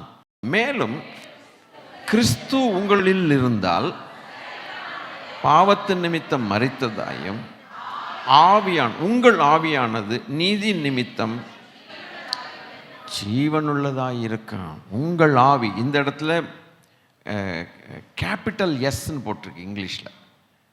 நீங்கள் பார்த்தீங்கன்னா capital S. And if Christ be in you, the body is dead because of sin, but the spirit is life. அந்த இடத்துல ஸ்மால் எஸ் போடலை. கேபிட்டல்னு வரும்போது கர்த்தருடைய ஆவியானவர், but the spirit is life. அப்போ தேவ ஆவியானவர் ஜீவனானவர் அப்படின்னு போட்டிருக்கு. கிறிஸ்து உங்களுக்குள் இருந்தால் தேவ ஆவியானவர் உங்களுக்குள் கட்டாயம் இருப்பார்னு அர்த்தம். கிறிஸ்து உங்களுக்குள் இருந்தால், இப்போ இயேசு கிறிஸ்து ராஜா நமக்குள் இருக்கிறார் என்பது நமக்கு நல்லாவே தெரியும். இதை சொல்லி காட்ட வேண்டிய அவசியமே கிடையாது. ஆண்டவர் எங்களுக்குள் இருக்கிறார். அப்படி இருந்தால் உங்களுக்குள் ட்ரினிட்டியுடைய அடுத்த நபர், திருத்துவத்தின் அடுத்த நபர் தேவ ஆவியானவர், அவர் உங்களுக்குள் எப்படி இருக்கிறார்னா ஜீவனுள்ளவராய் இருக்கிறார். அவரும் ஜீவனுள்ளவராய் இருக்கிறார். ஜீவனுள்ள கிறிஸ்து நமக்குள் இருப்பாரானால் ஜீவனுள்ள ஆவியானவர் நமக்குள் இருப்பார். But the spirit is life because of righteousness. இயேசு கிறிஸ்து எங்கே இருக்கிறாரோ அந்த இடத்துல தேவநீதி விளங்கும். தேவநீதி எங்கே இருக்கிறதோ நீதியின் ஆவியானவர் அங்கே இருக்கிறார். அவர் ஜீவனாய் இருக்கிறார். கிறிஸ்து ராஜா எங்கே இருக்கிறார், எந்த மனுஷனுக்குள் இருக்கிறாரோ அங்கே என்ன இருக்கும்? ஜீவன் அல்ல, அங்கே என்ன இருக்கும்? நீதி வாசமாக. அதான் பாருங்க, மேலும் கிறிஸ்து உங்களுக்குள் இருந்தால் சரீரம் பாவத்தின் நிமித்தம் ஆவியான நீதி நிமித்தம். ஏன் நீதி நிமித்தம்? நீதி நிமித்தம் தான் அவர் வருவார் ஒழிய நீதி இல்லாத இடத்துல அவர் வருவதில்லை. அந்த நீதி எதனால வருது? கிறிஸ்து இயேசுவினால தான் வரும். ஐயோ, என்ன கனெக்ஷன் பார்த்தீங்களா? நீங்கள் இப்போ கொஞ்சம் உணர்ந்துட்டு எனக்கு நீங்கள் பிரசங்கம் பண்ணுங்க. ஒரு மனுஷனுக்குள் நீங்கள் இந்த மாதிரி ஆரம்பிக்கணும். ஒரு ஊரில் ஒரு பாட்டி இருந்துச்சான் அப்படிங்கிற மாதிரி நீங்கள் ஆரம்பிக்கணும். ஒரு மனுஷனுக்குள்ள இயேசு கிறிஸ்து இருந்தால் முதலாவது நடக்கிறது என்ன? அநீதி ஓடி போய் நீதி உள்ள வருது. இந்த நீதி வந்ததுனால இன்னொருத்தர் வர்றார், நீதி நிமித்தம்.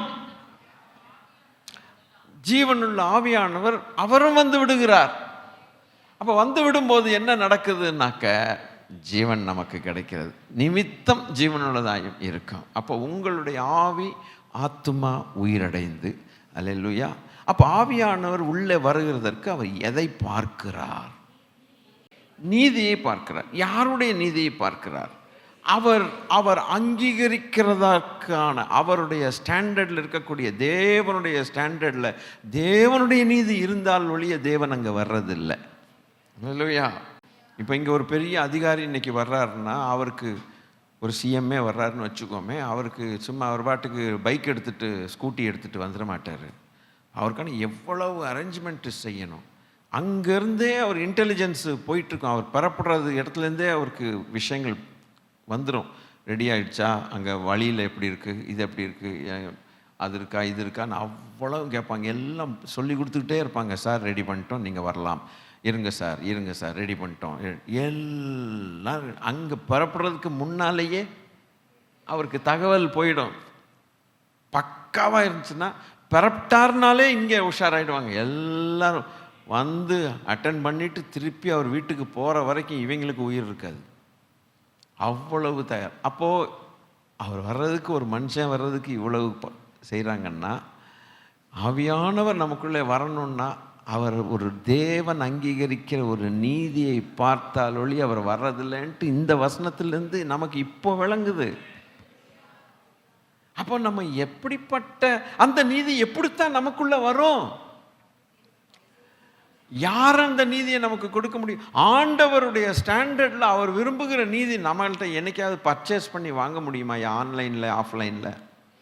அப்போது அதை இலவசமாய் தரக்கூடியவர், அந்த நீதியை உடையவரே நமக்குள்ளே வந்துட்டா நம்ம ஒன்றும் செய்ய வேண்டிய அவசியம் இல்லை. அவரை வர வச்சுட்டா போதும். வந்துருங்கய்யான்னு கெஞ்சி கேட்டு வந்துட்டாருன்னா போதும். ஆண்டவர், தேவாவியானவர் பார்க்க வேண்டிய நீதி அங்கே இருக்கும். அது வந்துருச்சுன்னா தேவாவியானவர் வருகிறாரே, ஜீவனுள்ள தேவாவியானவர் அவர். ஆகவே இது இந்த ஒரு காரியத்தை விளக்குகிறார் பாருங்க. கர்த்தர் நல்லவர்.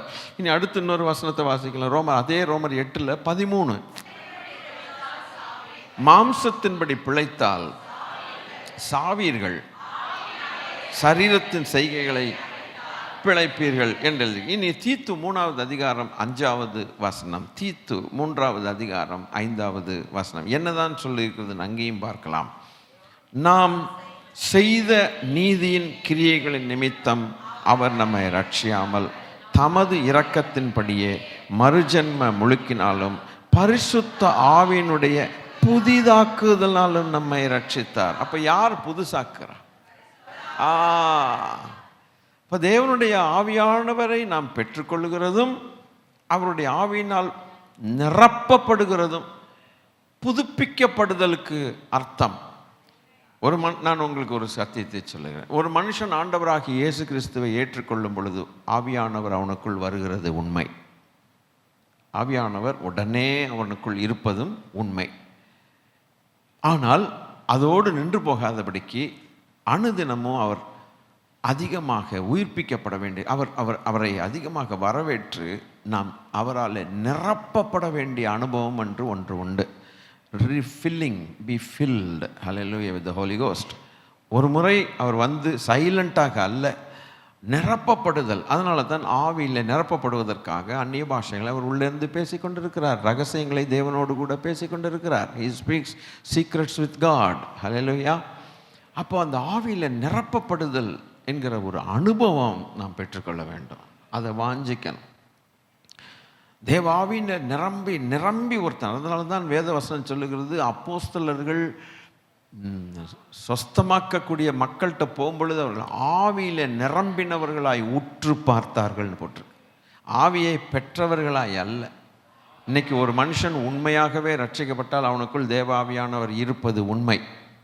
அது நம்ம மறுக்கவே முடியாது. ஏன்னா ஆவியானவர் இல்லாவிட்டால் ஒரு மனுஷன் ரட்சிக்கப்படவே முடியாது. கர்த்தருக்கு ஸ்தோத்திரம். ஆனால் அந்த அந்த ஒரு பேசிக் லெவல் ஆண்டவருடைய ஊழியத்தை செய்ய தகுதிப்படுத்த பவுலும் பேதுரும் இந்த மாதிரி அப்போஸ்தலர்கள் எந்த அளவுக்கு தேவாவினால் நிரம்பி வழிஞ்சிருந்தாங்கன்னா, இந்த திருச்சபைக்கு அது விளங்காது. இந்த திருச்சபை இன்னும் ஆயத்தம் ஆகலை, ரெடி ஆகலை. கர்த்தருக்கு ஸ்தோத்திரம். இண்டிவிஜுவல் ரெடி ஆகணும். தனிப்பட்ட முறையில் நம்ம ரெடி ஆகணும், நம்ம வாஞ்சிக்கணும். கர்த்தருக்கு ஸ்தோத்திரம். வசனம் கேட்டு போகிறது வேறு விஷயம், ஆராதனை அட்டன் பண்ணிட்டு போகிறது வேறு விஷயம். அது நம்ம வழக்கத்தின்படி நம்ம செய்கிறோம். பத்தாது. அதுக்கப்புறம் நம்ம உலகத்தில் போய் முழுசாக 6 நாளும் உலகத்தின் காரியங்களையே மண்டையில் போட்டு உருட்டிக்கிட்டு இருக்கிறோம். எவ்விதத்திலையும் பத்தாது. நம்ம ஒரு கிறிஸ்துவுக்குள்ளே நம்ம இருக்கிறோம், அவ்வளவுதான். அதுக்கு மேலே பத்தாது. இதனால தான் எவனாவது தீர்க்க தரிசனம் சொல்லுவானா ஓடி போய் அவன்கிட்ட தலையை கொடுக்கறது, இவன்கிட்ட கேட்கறது, அந்த நம்பர் வாங்குறது, இந்த நம்பர் வாங்குறது. அவன் எவனாவது என்னத்தையாவது உளறிடுவான், அது அவனுக்கு இவனுக்கு வேதமாக போயிடும். அதை நம்பி இவன் கடைசியில் காலவாரி விட்டுருவான். அவங்கள அனலைஸ் பண்ணக்கூடிய, அவங்க தப்பு சொல்கிறாங்களா, அவங்க லைஃப் எப்படின்னு கூட நம்ம அனலைஸ் பண்ண முடியாதபடிக்கு நம்ம நிலைமை இருக்குது. கடைசியில் பெரிய ஆபத்துக்குள்ளாக நம்ம மாட்டிடுறோம். நான் சொல்கிறது உங்களுக்கு விளங்குதா கர்த்தருடைய பிள்ளைகளே? ஸ்தோத்திரம். நம்ம ஆயத்தமாக இல்லாமல், நம்ம நிரம்பாமல், நமக்குள்ளே ஒரு வெற்றிடம் காணப்படுது, சாட்டிஸ்ஃபேக்ஷன் இல்லை. என்னடா யாராவது சொல்ல மாட்டாங்களா கர்த்தர், யார் மூலமாவது கர்த்தர் சொல்ல மாட்டாங்களா தான் நம்ம ரொம்ப அதிகமாக தேடுறோமே ஒழிய, நம்ம ஆவியில் நிரம்பணும், நம்ம தேவனோடு பழகணுங்கிற ஆசைக்கு நம்ம இடம் கொடுக்க மாட்டேங்கிறோம். இதனால தான் என்ன நடக்குது, தப்பு நடக்குதுன்னா, யாராவது ஒருத்தர் அங்கே தீர்க்கதரிசின்னு எதையாவது ஒன்று சொல்கிறதுக்கு ஒரு கிமிக் பண்ணாங்கன்னா உடனே நம்ம அவங்கள நம்ப தோணுது. நம்பி இவங்க ஜெபித்தா இவங்க மூலமாக கர்த்தர் நம்மோடு கூட பேசுவார். என்ன சொல்கிறார்? ஸ்தோத்திரம். புரிஞ்சுக்கணும், நம்மோடு தேவன் பேசுவார். மற்றவர்கள் மூலமாயும் பேசுகிறது உண்மைதான். ஆனால் அது மற்றவர்கள் உண்மையாய் ஆவியில் நிரம்பி இருக்கிறாங்களா இல்லையான்னு கூட கண்டுபிடிக்க தெரியாத அளவுக்கு நம்ம கீழே இருந்தோம்னா அவங்கள முழுசாக நம்ப தோணும். அவங்கள நம்பிட்டா என்ன சொன்னாலுமே அதை நம்பிடுறோம். கடைசியில் என்ன இருந்தால் அவன் எதையாவது ஒன்று தப்பாக சொல்லிட்டா காலை வைக்கிறது நம்ம சொன்னவன் ஓடி போயிடுவான். ரயில்வே ஸ்டேஷனில் இந்த ட்ரெயின் இப்படி வருது, அப்படி போ பஸ் ஸ்டாண்டில் அனௌன்ஸ் பண்ணிகிட்டே இருப்பாங்க, தடம் அப்படின்னு சொல்லிட்டு, இந்த ட்ரெயின் இங்கே வருது அங்கே போகுதுன்ட்டு சொல்கிறவன் சொல்லிகிட்டே இருப்பான், அங்கேயே உட்காந்துருப்பான், போகிறவன் போயிட்டே இருப்பான். என்ன நீ சொல்கிறது எனக்கு அத்தோட நன்றி, இப்பொழுது வருகிறது இந்த ட்ரெயின் கொஞ்சம் நிமிஷங்கள் பிளாட்ஃபார்ம் நம்பர் 2க்கு வருகிறதுனா எல்லாம் ரெடி, அத்தோடு அவன் மறந்துடுவாங்க, எல்லாம் சொன்னவனே மறந்துடுவான். இப்போ புத்தியெல்லாம் எங்கே இருக்கும்? நம்ம ட்ரெயினில் ஏறுறதுல தான் இருக்கும். ஏப்பா சொன்னானே ஒருத்தன், அவன்கிட்ட சொல்லிட்டு வருவோம், சார் நான் இப்போ ட்ரெயின் ஏற போகிறேன் நன்றி. நடக்கிறதே இல்லை. அப்போ அவன் சொல்கிறவன் அதே இடத்துல இருப்பான், போகிறவன் போயிட்டு இருப்பான். இது போல தான் தீர்க்கதரிசனம் சொன்னவன் சொல்லிகிட்டே இருப்பான். அனுபவிக்கிறவன் யாரு? நம்ம தான். என்ன டவுனில் போயிட்டோம் இல்லையா? சர்வ வல்லவரோடு கூட பழகணுங்கிற அந்த ஆசை குறைஞ்சி போய், யாராவது பழகினவன் நம்மள்ட்ட ஏதாவது 2 வார்த்தை சொல்ல மாட்டானா? அவன் பழகினானா இல்லையான்னு அதை கூட என்ன செய்ய முடியல, நம்ம கண்டுபிடிக்க முடியலையே. ஆண்டவருடைய பிள்ளைகளே, கொஞ்சம் நம்ம இடங்களை விட்டு நம்ம ரைஸ் ஆகணுங்க, நம்ம வளரணுங்க. தேவாவியானவர் நமக்கு சத்ரு அல்லவே, அவர் நம்மளோட பேச மாட்டாரோ? இப்போ நான் பேசிகிட்டு இருக்கும்போது அநேகருக்குள்ள நம்பிக்கை இல்லை. என்ன இது, நம்ம பாஸ்டர் மூலமாக பேசுவார், அது பேசுகிறது உண்மைதான். பல காரியங்கள் வசனங்கள் மூலமாய், பாஸ்டர் மூலமாய், தேவதாசர்கள் பேசுகிறது உண்மைதான். அது அது அது தேவன் கொடுக்குற செய்திகள் மூலமாய் இப்போ கர்த்தர் பேசுகிறார். ஆனால் நமக்குன்னு ஒரு காரியம் வரும்பொழுது நம்ம உபவாசம் போட்டு கர்த்தரோடு கூட நம்ம பேச பழகணும். அவர் நம்மோடு கூட பேச அவரால் முடியும். அப்போ ஒருத்தனோட பேசுகிறாருன்னா நம்மளோட பேச மாட்டேன்னு சொல்ல பட்சபாதம் உள்ள தேவன் அல்ல. அல்லேலூயா. அவருக்கு அது தெரியவே தெரியாது, பட்சபாதம் காட்டவே அவருக்கு தெரியாது. பிரயாசப்பட்டவர்களோடு அவர் உண்மையாய் தம்மை நோக்கி கூப்பிடுகிற யாவருக்கும் அவர் கர்த்தர் சமீபமாக இருக்கிறார்னு போட்டிருக்கு. ஆண்டோட பிள்ளைகளை தைரியப்படுங்க. மாம்சத்தின் கிரியைகளை அடக்குங்க, அதை ஒழிங்க, அதை அழிங்க. நானும் சேர்த்து தான் அதில் இருக்கிறேன், என்னையும் சேர்த்து தான் சொல்கிறேன். அது ஒன்றுக்கும் உதவாதுன்னு ஆண்டவர் சொல்லியிருக்கிறார். ஆவியின் சிந்தை தான் உயிர்ப்பிக்கும். உயிர்ப்பிக்கப்பட்டவர்களாய் இந்த பூமியில் வாழுவோம், நித்திய ஜீவன் பெற்றுக்கொண்டவர்கள் ஆய் வாழுவோம். கர்த்தர் நல்லவர். சரி, இப்படி ஒன்று வருது. இப்படி சில வசனங்களை நான் உங்களுக்கு சொல்கிறேன். இப்போது அப்போஸ்தலர் நடவடிக்கைகள் 1:8 மனப்பாடமாக தெரிஞ்ச ஒரு வசனம். பரிசுத்த ஆவி உங்களிடத்தில் வரும்பொழுது நீங்கள் போதும் போதும். அந்த அந்த டாப்பிக்கில் அந்த கான்செப்ட் மாத்திரம். அப்போ பலன் அடை. அப்போ ஒரு உயிருள்ளவர் தானே பலன்ட்ட கொடுக்க முடியும். அப்போ தேவன் பரிசுத்த ஆவியானவர் ஜீவனுள்ள தேவன். 1 கொரிந்தியர் 6:19 வாசிக்கலாமே. என்னதான் சொல்லுதுன்னு பார்க்கலாமா? உங்கள் சரீரமானது நீங்கள் தேவனாலே பெற்றும் உங்களில் தங்கியும் இருக்கிற பரிசுத்த ஆவியின் ஆலயமாக இருக்கிறது என்றும் நீங்கள் உங்களுடையவர்கள் அல்ல. அப்போ ஒரு ஜீவனுள்ள ஆவியானவர் நமக்குள்ளே தங்குனா அவர் தானே தங்குறாரு. அப்போ அவருக்கு ஜீவன் இருந்தால் தானே அவர் தங்குவார். ஸ்தோத்திரம். வாடகை வீட்டில் நிறைய பேர் இருக்கோம், அல்ல சொந்த வீட்டில் கூட இருக்கிறோம். ஜனங்கள் என்ன சொல்லுவாங்க? அக்கம் பக்கத்தில் இருக்கிற ஜனங்கள்லாம் இந்த வீட்டில் யார் இருக்காங்கன்னு சிலர் கேட்டால் என்ன சொல்லுவாங்க? நம்ம பேரை சொல்லியோ இல்லை எங்கேருந்து வந்து இருக்காங்கங்க, ஆட்கள் இருக்காங்க, இவங்க இன்னார் இருக்கிறாங்கன்னு சொல்லுவாங்க இல்லையா? அந்த ஆள் செத்து போயிட்டா எப்படி சொல்ல முடியும்? இருந்தாருங்க, ஆனால் செத்து போய் இப்போ பணம் மாத்திரம் அங்கே இருக்குது அப்படி சொல்ல முடியுமா? செத்து போயிட்டா வீட்டை விட்டு காலி பண்ணிடணும், போயிடணும். அவருடைய பாடி முதற்கொண்டு வெளியில் போயிடணும், அவ்வளவுதான். ஸ்தோத்திரம். இடம் இல்லைன்னா சிலர் தெருவில் வைப்பாங்க சாமியான போட்டு. போய் ஆகணும். ஸ்தோத்திரம். அதுபோல பர்மனண்டா நமக்குள்ள ஒருத்தர் வாசம் பண்ணுகிறார்னா அவர் ஜீவன் அற்றவரா இல்லை ஜீவன் உள்ளவர்? ஜீவன் உள்ளவர். இப்போ தேவ ஆவியானவர் ஜீவிக்கிறவர். இதுலேருந்து அழகா இந்த மாதிரி காரியங்களை புரிஞ்சுக்கலாம். கர்த்தருக்கு ஸ்தோத்திரம். சரி, இப்படி நம்ம 2 கொரிந்தியர் 3:17 நோட் பண்ணிக்கோங்க. 2 கொரிந்தியர் 3:17 நோட் பண்ணிக்கோங்க. ரோமர் 8:26, 27 அதையும் நோட் பண்ணிக்கலுங்க. இதெல்லாம் நீங்கள் வீட்டில் கொஞ்சம் போய் திரும்ப வாசிங்க. அப்போ பிதாவாகிய தேவன் ஜீவனுள்ளவர். சின்ன சப்ஜெக்ட் தான். குமாரனாகிய இயேசு எல்லாரும் சொல்லலாமே, ஜீவனுள்ளவர். பரிசுத்த ஆவியானவர் ஜீவனுள்ளவர். அப்போ ஜீவனுள்ள ஒன்றான மெய் தெய்வம் நம்முடைய சரீரத்தை ஆலயமாக்கி வச்சிருக்கிறார்னா, அப்போ நமக்குள்ளே அந்த ஜீவன் உயிர்ப்பிக்கப்பட்ட மனுஷர்களாய் நடமாடி கொண்டிருக்கிறோம். அந்த ஜீவனுள்ள தேவனை சுமக்கிறவர்களாய் நாம் இருக்கிறோமே.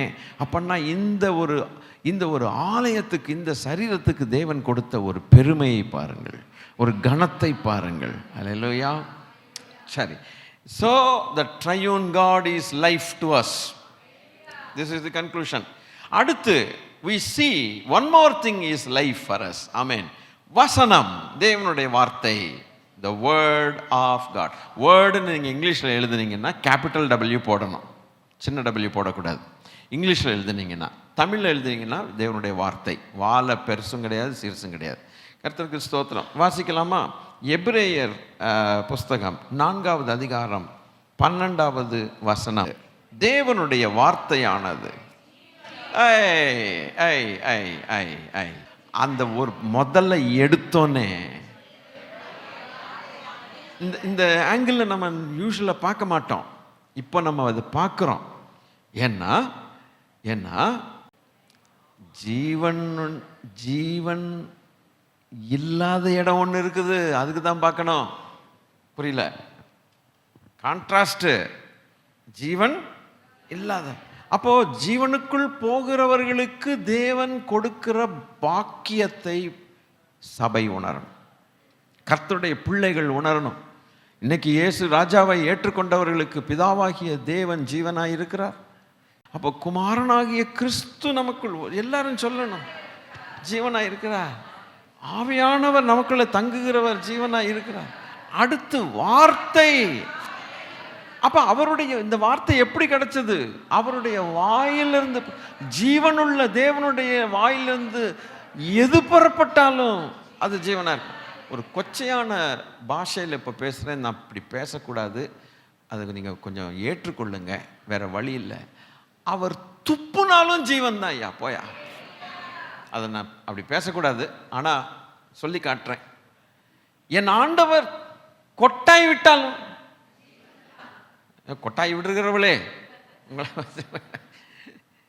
என் ஆண்டவர் கொட்டாய் விட்டாலும், ஹான் ஊதுனாலும், துப்புனாலும், இப்படியெல்லாம் பேசக்கூடாது, ஆனால் உங்களுக்கு சொல்லி காட்டுறேன். அவர் முழுக்க அப்போ அவருடைய வாயிலிருந்து வசனம், வார்த்தை வருது. மனுஷன் அப்பத்தினால் மாத்திரம் அல்ல, பிழைப்பான்னா அப்ப அந்த வார்த்தைக்கு ஜீவன் இல்லைன்னா பிழைக்க முடியுமா?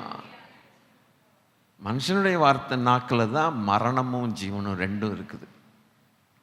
மனுஷன் நினைச்சா ஜீவனை பேசலாம், நினைச்சா மரணத்தையும் அவுத்து விடலாம். சபிக்கப்பட்டவன் சாபமாக போவாடா அப்படிம்பானுங்க. இப்படி சொன்னாச்சுன்னா அவன் எதை ரிலீஸ் பண்ணுறான்? அவனுடைய கோபத்தில் சாபத்தை ரிலீஸ் பண்ண. நீ வாழவே மாட்டாடா அப்படின்ட்டு சிலர் திட்டிட்டு போகிறாங்க. ஸ்தோத்திரம். அவன் எதை விரும்புகிறான்?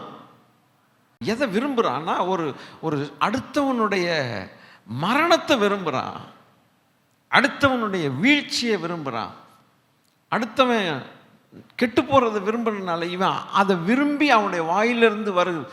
அப்போ தேவனுடைய வாயிலிருந்து வரக்கூடியது நாம் வாழணும் என்கிற எண்ணத்தோடு அவர் அடிக்கிறார். உருப்படாம போவேன்னு ஆண்டவர் என்னைக்குமே சொல்லலை. ஸ்தோத்திரம். நீ பிழைத்திரு என்று சொன்ன.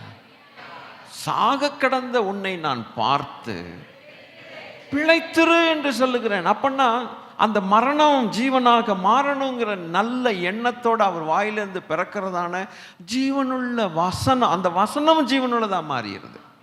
அது உயிர்ப்பிக்கிற வசனமாய் மாறிடுது. இதனால தான் சங்கீதக்காரன் சொல்லி அடிக்கடி 119வது சங்கீதம் ஒவ்வொரு வார்த்தையும் ஒவ்வொரு சென்டென்ஸும் நீங்கள் வேணால் டெஸ்ட் பண்ணி வீட்டில் பாருங்கள். 119 இருக்கக்கூடிய 150 வசனங்களும்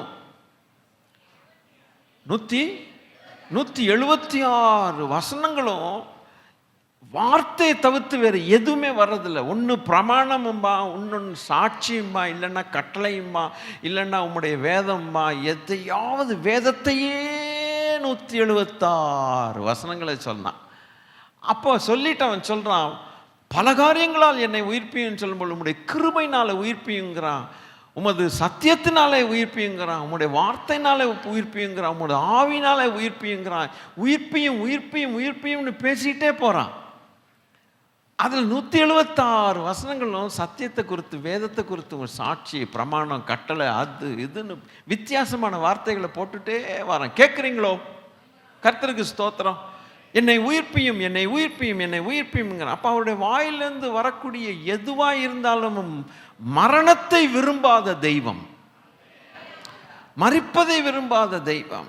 ஸ்தோத்திரம். எதிராளிகளும் துன்மார்க்கனும் வாழ வேண்டும் என்று விரும்புகிற தெய்வம். எவ்வளவுதான் கெட்டு போனாலும் ஒரு மனுஷன் அவன் திரும்பி வந்து வாழ வேண்டும் என்று விரும்புகிற நல்ல கர்த்தர். ஹல்லேலூயா. அதற்காக அவர் வார்த்தைகளை விடுகிறார். அந்த வார்த்தை செல்லும் இடங்களெல்லாம் ஜீவனாய் கொண்டு வரும். அது தான் நினைத்த காரியத்தை செய்து முடிக்கும் அளவும் அது தவறினிடத்தில் திரும்பி வராது என்று கர்த்தர் சொன்னார். அப்படியானால் அந்த வார்த்தையை பெற்றவர்கள், இதை குறித்து இன்னும் கொஞ்சம் பார்த்துட்டு நம்ம கடந்து செல்லலாம். 1 யோவான் 1வது அதிகாரம் முதல் வசனம். 1 யோவான் 1வது அதிகாரம் முதல் வசனம். 1 John 1:1 என்னதான் சொல்லுதுன்னு பார்க்கலாமா? ஆதி முதல் இருந்ததும் நாங்கள் கேட்டதும் எங்கள் கண்கள்னாலே கண்டதும் நோக்கி பார்த்ததும் எங்கள் கைகள்னாலே தொட்டதுமா இருக்கிற வெறும் வார்த்தை அல்ல. அப்ப அந்த வார்த்தை ஜீவனுள்ள வார்த்தை. அது எங்கள்கிட்ட கிடைச்சது, உங்களுக்கு அறிவிக்கிறோம். அப்படியே நீங்க யோவான் 6வது அதிகாரம் 63வது வசனம். ஆவியை உயிர்ப்பிக்கிறது. அதான் நான் சொன்னேன்ல, ஒரு இடத்துக்கு திரும்பி இதே வசனத்துக்கு வருவோன்ட்டு அதான் வந்திருக்கிறோம். நான் உங்களுக்கு சொல்லுகிற வசனங்கள், அப்போ என்னுடைய வார்த்தைகள் ஜீவன். ஆனால் இன்னைக்கு நமக்கு ஒரு சோகமான காரியம் நடக்கும்போது எதை பிடிக்கிறோம்? சபை பேசணும், யூ மஸ்ட் ஸ்பீக். எதை கொண்டு வரும்? எதை இம்மிடியட்டாக எதை திறக்கிறோம்? அவரும் எதை கொண்டு பேசுகிறார்? நீங்கள் ஒரு பாப்பா சொன்னிச்சு, எனக்கு வசனம் கொடுத்தாங்க ஆண்டவர்னு சொல்லி ஒரு சாட்சி சொன்னிச்சு, இந்த வசனத்தின்படி அப்படின்னு சொல்லுது. எப்படி ஆச்சரியமாக இருக்குது! அவருடைய வார்த்தை மரணத்தை கொண்டு வராத வார்த்தை, மரணத்தை விரும்பாத தெய்வம். நம்ம பண்டிகை கொண்டாடணும். இந்த வார்த்தை ஜீவனுள்ள. இன்னைக்கு உங்களுக்கும் எனக்கும் திறந்தா ஒரு ஜீவனுள்ள வசனம் கிடைக்குது. Full of life, full of life, life life life life. சோகமாக இருக்கக்கூடிய நாட்களில் ஒரு சங்கீதங்களை வாசிக்கும்போது எவ்வளவு ஆறுதலாக இருக்குது. அல்லேலூயா. நமக்கு விரோதமாய் ஒரு காரியம் எவனாவது செஞ்சிட்டான்னா வசனம் சொல்லுது, தான் வெட்டின குழியில் தானே விழுவான். இது மனுஷனும் சொல்ல முடியும், இந்த மாதிரி கதை கட்டி சொல்ல முடியும். அது ஒன்றுக்கும் நமக்குள்ள பிரயோஜனம் இருக்காது, உயிர்ப்பிக்காது. ஆனால் ஜீவன் உள்ளவர் சொன்னால் நமக்குள்ளே ஜீவன் வருது. அப்போ சத்திய வசனத்தை நாம் எவ்வளவுக்கு நேசிக்கணுங்கிறத நீங்களும் நானும் புரிஞ்சு கொள்கிறோம் கர்த்தருடைய பிள்ளைகளே. அல்லேலூயா. சரிங்க, அப்போ ரைட்டுங்க. அப்போ அடுத்து அப்போஸ்தலர் நடவடிக்கைகள் 5:20 என்னதான் சொல்லியிருக்கு? நீங்கள் போய் தேவாலயத்தில் நின்று ஜனங்களுக்கு சொல்லுங்கள், இந்த ஜீவ வார்த்தைகளை ஜனங்களுக்கு சொல்லுங்கள். Preach the word of God. அப்போஸ்தலர்கள் ஜீவ வார்த்தையை எங்கும் பிரசங்கித்தார்கள். அது ஜீவனுள்ள தேவனுடைய வார்த்தை தான் என்பதை ஜீவனுள்ள தேவன் அற்புதங்கள் அடையாளங்கள்னாலே அந்த வார்த்தையை உறுதிப்படுத்தினார். It is my living word he is breaching. அவன் பேசுறது என்னுடைய ஜீவ வார்த்தை தான் என்று தேவன் அதுக்கு ப்ரூஃப் காட்டுகிறார். எந்த ஒரு மடாதிபதியும் உபன்யாசம் செய்யும் போது இதை செய்ய முடியுமா? இந்த சபைக்கு நான் பேசுகிறேன், நீங்கள் கொஞ்சம் உணர்ந்து திருப்பி பதில் சொல்லுங்க. நீ பேசுறது ஆண்டவருடைய வார்த்தை, ஜீவனுள்ள வார்த்தை என்பதை நீ நிரூபிக்க முடியுமான்னு கேட்டு பாருங்க. அவனுக்கு உலகத்தில் எவனுக்கும் அந்த மாதிரி கோபம் வராது, அந்த கோபம் அவனுக்கு வரும்.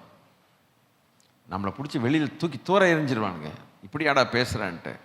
ஆனால் இன்று நாம் தேவனுடைய வார்த்தைகளை தைரியமாய் ஜனங்களுக்கு சொல்லலாம். You can preach the word of God boldly because it is the living word. It does wonders. It does bring life. It does regenerate somebody. Hallelujah. வசனமே உயிர்ப்பிக்கிறது. அவர் வசனத்தை அனுப்பி குணமாக்குகிறார் என்றது. He sends his word and heals my disease என்று எழுதியிருக்கு. அவருடைய வசனம், அவருடைய வாயிலிருந்து வரக்கூடிய வார்த்தை என் சரீரத்தில் இருக்கக்கூடிய சுகவீனத்தை நீக்க வல்லமை உள்ளது, என் மனதை மாற்ற வல்லமை உள்ளது, என் குழப்பத்தை நீக்க வல்லமை உள்ள வார்த்தை, எனக்கு எதிர்காலத்தை கொடுக்கக்கூடிய ஒரு நல் வழியை காட்டுகிற அவருடைய வார்த்தை. அதனால தான் நம்முடைய வேதத்தை நான் மறவேன் என்று சொன்னான்.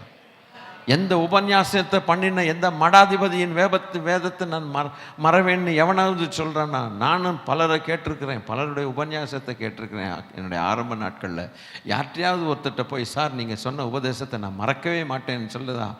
அன்னைக்கு போனது அவ்வளோதான். உபன்யாசமாவது கிபன்யாசம் என் வாழ்க்கையில் ஒரு மாற்றங்கள் வரல, அது ஜீவனற்றது. ஆனால் என் தேவனுடைய வார்த்தையை நான் மறப்பேனோ? நம்முடைய தேவனுடைய வார்த்தையை நான் மறக்க முடியுமோ?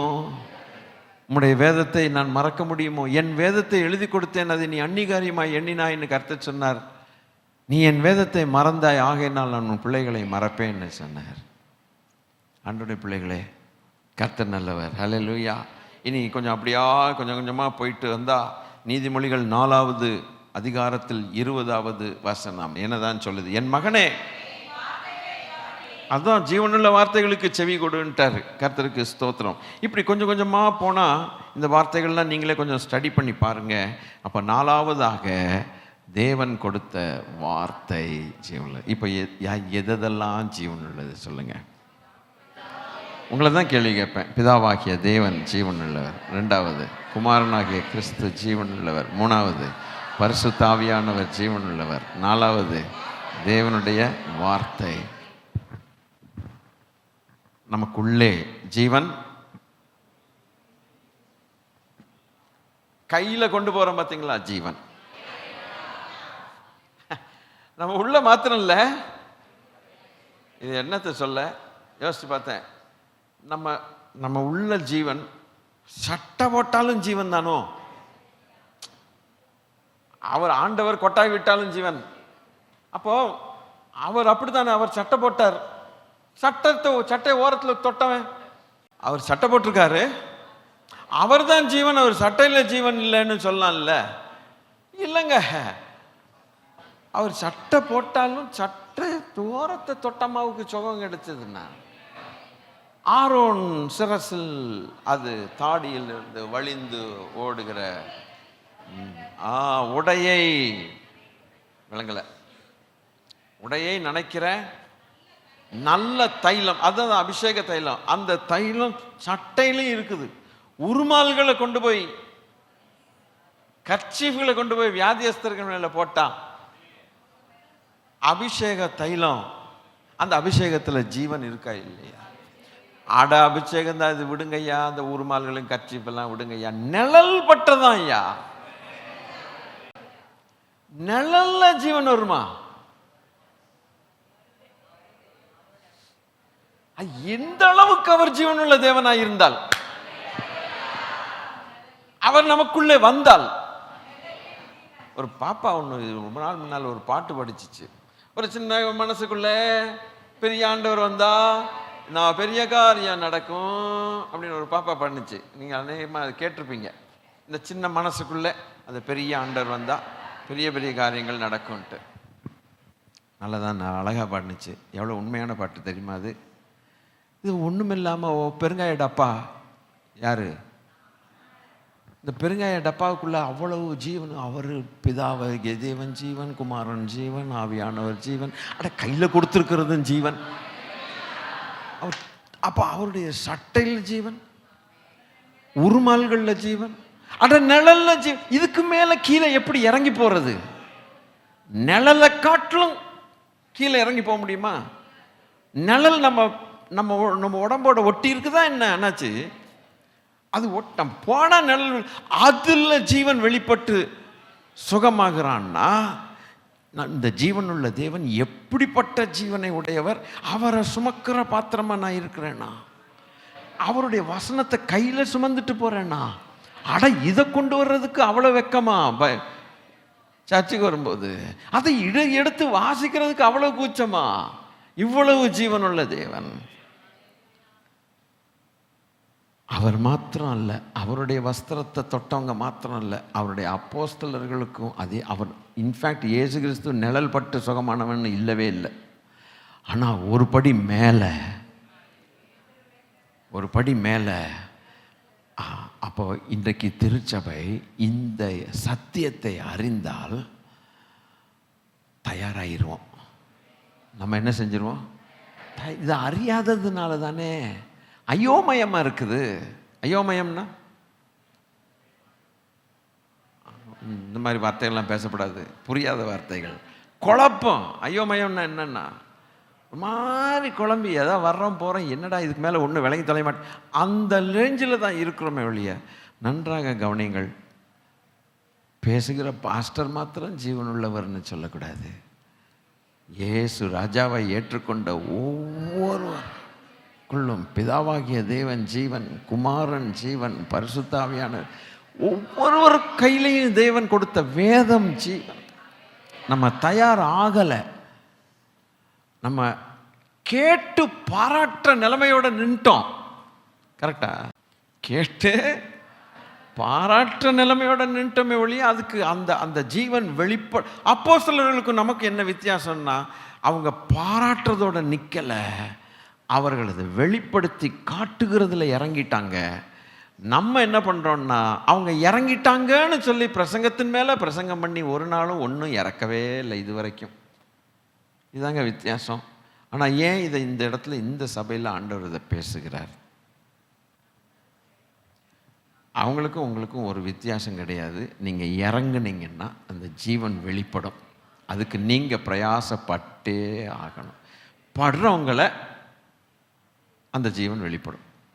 இதுக்கு தான் கர்த்தர் பேசுகிறார். சரி, இது முடிஞ்சு. ஸோ இப்போ இன்னும் ஒரு அடுத்த செக்மெண்ட் வந்துட்டு நம்ம முடிச்சிடுவோம். அல்லேலூயா. சீஷர்களுடைய சாட்சி என்ன? மனுஷன் ஏதாவது சாட்சி சொல்லணும்ல. ஆண்டவர் ஒருத்தர் இருக்கிறார், அவர் ஜீவன் உள்ளவர்ங்கிறதுக்கு நமக்கு எப்படி தெரியும்? நம்ம மனுஷர்கள் சாட்சி சொன்னதானே தெரியுது. அப்போ அவங்க சாட்சிகள் ஒரு 2-4-5 வசனத்தை வாசித்துட்டு நம்ம முடிக்கலாம். முதலாவது பிலிப்பியர் 1வது அதிகாரம் 21வது வசனம் என்னதான் சொல்லப்பட்டது? கிறிஸ்து எனக்கு ஜீவன். அவன் என்ன வாயை திறந்தவன்னு என்ன சொல்லிட்டான்யா? கர்த்தராக இயேசு கிறிஸ்து எனக்கு ஜீவன்ட்டான்.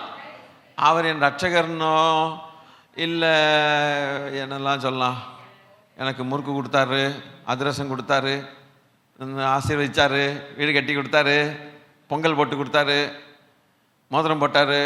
அவன் எடுத்தோன்னே வாயை திறந்து சொன்ன முதல் வார்த்தை, ஹீ இஸ் மை லைஃப். எப்படியாவது இன்னும் கொஞ்சம் நம்ம ஆழமாக தியானம் பண்ணலாமான்னு ஆசை எனக்கு, வேற ஒன்றும் இல்லை. ஹீ இஸ் மை லைஃப், எனக்கு ஜீவன். சாவை பொறுத்த மட்டும் அது என்ன சொல்லிட்டான்னா, பயப்படல, பாஸ்டர் ஜெபம் பண்ணுங்க அப்படின்னு அவன் வரல. அவன் என்ன தைரியசாலியா இருந்தா மரணத்தை பார்த்து கெயினுங்கிறான், லைஃப் எனக்கு கெயினுங்கிறான். அப்போ அது மரணத்தை ஒரு பொருட்டாவே அவன் என்ன செய்யல, என்னடா இதை போட்டு ஏன்டா பெருசா பேசிக்கிறீங்க, அது எனக்கு ஆதாயம் இல்லை அப்படிங்கிறான். அவன் அந்த மரணத்தை குறித்து கொஞ்சம் கூட, இந்த மனுஷன் எந்த அளவுக்கு அந்த ஜீவனை பெற்று அனுபவிச்சிருந்தா, என்ன கொஞ்சம் யோசிச்சு கொஞ்சம் நீங்க பார்ட்டிசிபேட் பண்ணுங்க. அவனுக்குள்ள அந்த உச்சந்தலேருந்து உள்ளங்கால் வரைக்கும் எதை வெட்டி எடுத்தாலும் கிறிஸ்து தான் ஜீவன். அப்ப எந்த அளவுக்கு ஜீவனால நிரம்பி இருந்தா மரணம் ஹேன்னு சிரிக்கிறான் அவன். பார்த்தீங்களா, சிரிக்கிறான். அது எனக்கு லாபம் இல்லை அப்படிங்கிறான். பணமா வாங்கிக்கங்க அப்படின்னு ஒருத்தன் இதில் மைக்கில் போட்டு போகிறாங்களே, ஜரிகை கொடுங்க, பட்டு கொடுங்க, நீங்கள் பணமாக வாங்கிக்கிங்க அப்படின்னு. அதுபோல் கிறிஸ்து ஜீவனுக்கு நிரம்பி வச்சிருக்கிறேன். அல்லேலூயா. மரணமா லாபம் இல்லது. டே, மரணத்தை பார்த்து லாபம்னு சொன்னான்னா இவன்ட்ட யார் போய் பேச முடியும்? நம்மன்னா மரண ஓலம் இடுகிறவன்ட்ட போய் ஆறுதலுக்காக எதையாவது சொல்லுவோம், பயப்படாதடா டே, போகிறது கொஞ்சம் போவேன், என்றைக்கும் போயிடுவேன், இப்போவுமே போயிரு, பரவாயில்ல இல்லை, விலங்குகளை பற்றி இல்லை, அப்படி ஆறுதல் படுத்திட்டு வருவோம். அப்படி ஆறுதல் படுத்துகிறோம், பரவாயில்ல பயப்படாதீங்க எல்லாம் சரியாயிடும் அப்படி இப்படிங்கிறோம். நீங்கள் சொன்னதுனால அவன் நிற்க போகிறான்னா, போகிறவன் போயிட்டே தான் இருக்கான். அப்படி தான் நம்ம அதை அந்த ஆங்கிளில் தான் போகிறோம் இல்லையா. ஒருத்தன் சொல்கிறான் மரணம் இல்லை, it's my gain, I get the profit in my death அப்படிங்கிறான். ப்ராஃபிட்டை பார்க்குறானா, பிஸ்னஸில் ப்ராஃபிட் பார்க்குறது மாதிரி. ஆனால் ஜீவனை குறித்து சொல்லும்போது, அப்போ ஜீவனானது மரணமானது ஜீவனால் விழுங்கப்பட்டுச்சு. Life ஸ்வாலோடு death. பா, முழுக்க முழுக்க ஜீவனோடு இருந்தவன் அவன். இயேசு கிறிஸ்து கொட்டாய் விட்டாலும் ஜீவன், அதுபோல பவுல் கொட்டாய் விட்டாலும் ஜீவன். மாறி போச்சு கதை. மாறி போச்சா இல்லையா? மாறிடுச்சு. அதனால தான் உருமால்கள், நிழல், ஈழல் எல்லாம் பட்டு பட்டு பட்டு பட்டு நடந்து. அந்த ஜீவனுக்குள்ள நாம் வரணும் தேவ சபையை. அந்த ஜீவன் அது ப்ராக்டிஸ் பண்ணி ப்ராக்டிக்கலாக அது அதனுடைய application is very very important. வசனம் கேட்குறோன்னா தியரட்டிக்கலாக கேட்டுட்டு போகக்கூடாது, பாஸ்ட்டை புகழ்ந்துட்டு போயிடக்கூடாது, சூப்பர் சூப்பர்னு சொல்லக்கூடாது. நம்ம வாழ்க்கையில் application is very very important. எனக்கு என்றைக்குமே அப்ளிகேஷன் தான் முக்கியம். அந்த அப்ளிகேஷனுக்காகத்தான் நம்முடைய பிரயோஜனத்துக்காக வேத வசனங்கள் கொடுக்கப்பட்டதுன்னு போட்டிருக்கு. அவனவனுடைய பிரயோஜனத்துக்காக. அப்போ அதை பிரயோஜனப்படுத்தி கொண்டவர்கள் பிரயோஜனப்பட்டார்கள். பாக்கியவான்கள் வேற விஷயம். பாக்கியவான்கள் நீங்க சொல்றீங்க, ஆனால் பிரயோஜனப்படுத்தி கொண்டவன் எல்லா தலையும் போச்சு தெரியுமா, ரத்த சாட்சிகள், அது வேற விஷயம். லாபம்ட்டானுங்க அவனுங்க. அந்த அளவுக்கு இன்னைக்கு நம்மளால திருச்சபையால சொல்ல முடியலையே. நான் இந்த சபையை மாத்திரம் சொல்லலை, பொதுவாக வேர்ல்டு வைடு சொல்லும்போது கிறிஸ்டண்டம் இன்னைக்கு இருக்கிற கிறிஸ்டியானிட்டியோட ஃபோக்கஸை டோட்டலாக டிஃப்ரெண்ட்டாக மாறி போச்சு. It is true. இன்னைக்கு இவங்க சொன்னது மாதிரி நான் சபைகளில் எவனும் சொல்ல முடியலையே. லாபம்னு யாரு சொல்றா? யாரும் சொல்லலையே. அப்போ அவங்க சொன்னாங்கன்னா அவங்களுக்கு ஒரு வேதம், நமக்கு ஒரு வேதம், அவங்களுக்கு ஒரு ஜீவன், நமக்கு ஒரு ஜீவன். இந்த டாப்பிக்கே முதல்ல வராதுயா நிறைய சர்ச்சஸில். நான் உண்மையை அடிச்சே சொல்கிறேன். அதனால நம்ம சர்ச்சு கிரேட்னு நான் சொல்ல வரல. தேவன் நம்மோடு கூட சில காரியங்களை மனசு விட்டு பேசணும்னு ஆசைப்படுகிறார், அவ்வளோதான் நான் சொல்லுவேன். இவங்கள மாதிரி அந்த ஆதி அப்போஸ்தலர்கள் மாதிரி அவங்க ஆயத்தமாகணுங்கிறத மனசு விட்டு பேசுறாரு. ஒருத்தனை காட்டுறாரு, அவன் சாட்சி வாயை திறந்தோடனே கிறிஸ்து தான் ஜீவன்ட்டான். My life is for Christ என்று சொல்றதுக்கும் கிரைஸ்ட் இஸ் மை லைஃப்னு சொல்றதுக்கும் எவ்வளவோ வித்தியாசம் இருக்கு. கிறிஸ்து நமக்கு ஜீவனா இருந்தால் நம்முடைய ஜீவன் கிறிஸ்துவ கட்டாயம் இருக்கும். Vice versa is always true. அது ஒரு சாட்சி. ரெண்டாவது சாட்சி 2 கொரிந்தியர் 4வது அதிகாரம் 11வது அடுத்த வசனம். 2 கொரிந்தியர் 4:11 என்னதான் போட்டிருக்குது பார்க்கலாமா? எப்படி எனில் சாவுக்கினமான எங்கள் மாம்சத்திலே இயேசுவினுடைய ஜீவனும் விளங்கும்படிக்கு உயிரோடு இருக்கிற நாங்கள் எப்பொழுதும் இயேசுவின் நிமித்தம் மரணத்துக்கு ஒப்பு கொடுக்க. எவனாவது சபையில் இந்த மாதிரி பேசினானா? எந்த பாஸ்டராவது பேசுறானா? முதல்ல விசுவாசிகளை விட்டுருவோம், பாவம். அவங்க ஏதோ சத்தம் காட்டாமல் வந்துட்டு உட்காந்துட்டு போயிடுறாங்க, பாவம், விட்டுருங்க. ஏதோ ஒரு நாள் வர்றாங்க, 2 வாரம் வரமாட்டாங்க, சரி விட்டுருவோம். இங்கே பாஸ்டர் ஒரு நாளாவது ஆப்சண்ட்னு சொல்ல முடியுமாயா? உங்களை மாதிரி நான் லீவ் போட்டேன்னா என்ன ஆகுது? ஆண்டோட பிள்ளைகளை எந்த பாஸ்டராவது இப்படி சொல்ல முடியுதா? கொஞ்சம் யோசிச்சு பார்க்கணும். எப்படி எனில் சாவுக்கீனமான எங்கள் மாம்சத்திலே இயேசுவினுடைய ஜீவனும் விளங்கும்படிக்கு உயிரோடு இருக்கிற நாங்கள் கொஞ்ச நேரம் மாத்திரம் இல்லை, எப்போதும் இயேசுவின் நிமித்தம் நாங்கள் மரணத்துக்கு ஒப்பு கொடுத்தால், ஏன்னா கிறிஸ்துவனுடைய ஜீவன் எங்களுக்குள்ள வெளியில வருங்கிறான். ஸ்தோத்திரம். அலபாஸ்டர் பாக்ஸ்ன்னு ஒன்று இருக்குதுங்க, நளதம் என்கிற தைலம். ரொம்ப காஸ்ட்லிங்க, இப்போ விலை ஜாஸ்தி, சீப்பு கிடையாது. ஆனால் ஆராய்ச்சியாளர்கள் என்ன சொல்கிறாங்கன்னா, ஒரு கன்னிகை, ஒரு கல்யாணம் ஆகாத ஒரு பெண் தான் சம்பாத்தியம் பண்ணி அந்த பாக்ஸ் காஸ்ட்லியாக விலை கொடுத்து, பயங்கர விலை கொடுத்து வாங்கக்கூடிய அந்த பாக்ஸுக்கான தொகை எப்படி கிடைக்கும்னா, அவளுக்கு அந்த 1 இயர் ஃபுல்லாக, 1 வருஷம் அவள் வேலை செஞ்சால் அவளுடைய சம்பளத்தை எல்லாம் சேர்த்து வச்சா ஒழிய அந்த பாக்ஸை வாங்க முடியாதான். அதை ஓப்பன் பண்ணியாச்சுன்னா கும குமு குமு குமு குமுன்னு இருக்கும். அப்பா அவ்வளவு ஸ்மெல்லு, அப்பா. அதுக்கு தான் அந்த விலை கொடுத்து வாங்கணும். அதனால தான் அது ரொம்ப காஸ்ட்லி. அதை என்ன பண்ணுவாளாம், அந்த கல்யாணம் கட்டாத அந்த கன்னி பெண்ணு தனக்கு நியமிச்சாச்சுன்னு சொன்னோடனே அதை சேர்த்து வச்சு வாங்குவாளாம். வாங்கி அந்த நியமிக்கப்பட்டதான அந்த ஐயாட்ட, கணவனாக போகிற அந்த ஐயாவுக்கு முன்னால் அதை ஓப்பன் பண்ணி விடுவாளாம். அப்போ அந்த ஐயாவுக்கு மனசில் என்ன ஓடும்? என் மேல் அவள் எந்த அளவுக்கு அன்பு கொண்டிருந்தால், எவ்வளவு பாடுபட்டு விலையேற பெற்ற இந்த தைலத்தை குப்பியை கொண்டு வந்து ஓப்பன் பண்ணி அவளுடைய அன்பை தெரிவிக்கிறாள், அவளுடைய ஜீவனையே கொடுக்கிறாளே. அதுபோல ஒரு அம்மா ஆண்டவர்கிட்ட வந்து அலபாஸ்டர் பாக்ஸை ஓப்பன் பண்ணி தன்னுடைய பாவியாகிய ஸ்திரீ அவ்வளவு காஸ்ட்லியாக இருக்கிறத கொண்டு வெளிப்படுத்தி அன்பு காட்டினாள். என் ஆத்தும மணவாளன் நீர்னு. அல்லேலூயா. ஏன் இதை சொல்ல வந்தேன் அப்படின்னா, பாக்ஸை ஓப்பன் பண்ணாதான் ஸ்மெல் வரும். சொல்லுங்க. அது ஓப்பன் பண்ணாத வரைக்கும் டைட்டாக அப்படியே வச்சுருக்கும் உள்ள. சில நேரங்களில் நம்மளும் அப்படி தானே, சென்ட் பாட்டில் ஓப்பன் பண்ணாதான் வருதில்ல, இல்லையா? பவுடர் பாக்ஸை ஓப்பன் பண்ணாதான் சில. ஆனால் ஓப்பன் பண்ணிட்டா யாரோ பவுடர் போட்டிருக்கான்ட்டு நல்லா குட்டி குரா பவுடர் தெரியுதா உங்களுக்கு? அதுபோல் பஸ்ஸில் எவனோ பின்னால் சீட்டில் உட்காந்துருப்பான், நம்ம முன்னால் சீட்டில் டிரைவரை பார்த்துக்கிட்டே உட்காந்துருப்போம். அங்கே எவனோ ஆரஞ்சு பழம் உரிப்பான், லூஸ் ஜாக்கெட் இருக்குது பார்த்தீங்களா, அதை உரிப்பான். அதை உரிச்சான்னா அங்கேருந்து எவனோ ஆரஞ்சு பழம் திங்கிறாங்க. அவ்வளோ அது உரிக்காத வரைக்கும் அந்த பழத்துலேருந்து ஸ்மெல் வருதா? அதுபோல் பாக்ஸை உடைச்சா ஒளி அதுலேருந்து என்ன வர்றதில்ல, ஸ்மெல் பண்ணுறதில்ல.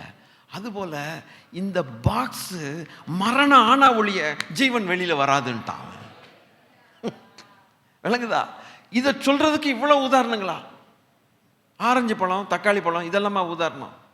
ஆமையா, அப்பதான் ஏன் நமக்கு புரியுது. என்ன சொல்றான்னா, உயிரோடு இருக்கிற எங்கள் சரீரம், நாங்கள் உயிரோடு, கிறிஸ்து எங்களுக்குள்ள ஜீவனோடு இருக்கிறார். இது உயிரோடு இருந்து இந்த பாக்ஸ், இந்த டப்பா, நலதம் என்கிற அந்த தைல குப்பி உடையாத வரைக்கும் வெளியில வராது. ஆனால் எப்படா கிறிஸ்துவின் ஜீவன் வெளியில வரும்னு காத்திருந்து, இது எப்படா உடையும்ட்டு மரணத்துக்கு ஒப்பு கொடுத்திருக்கிறோம் யான்னு சொல்றான். தைல குப்பி உடைச்சாத்தான், அது மாதிரி நம்ம செத்தாத்தான் ஜீவன். எப்படா சாவோன்னு காத்திருக்கிறேங்கிறான் பவுல். கொச்சையா பேசினா யாராவது இப்படி சொல்ல முடியுமா? நம்ம எப்படா சாகக்கூடாதுன்னு உட்காந்துருக்கோம். இன்னும் எவ்வளோ நாள்?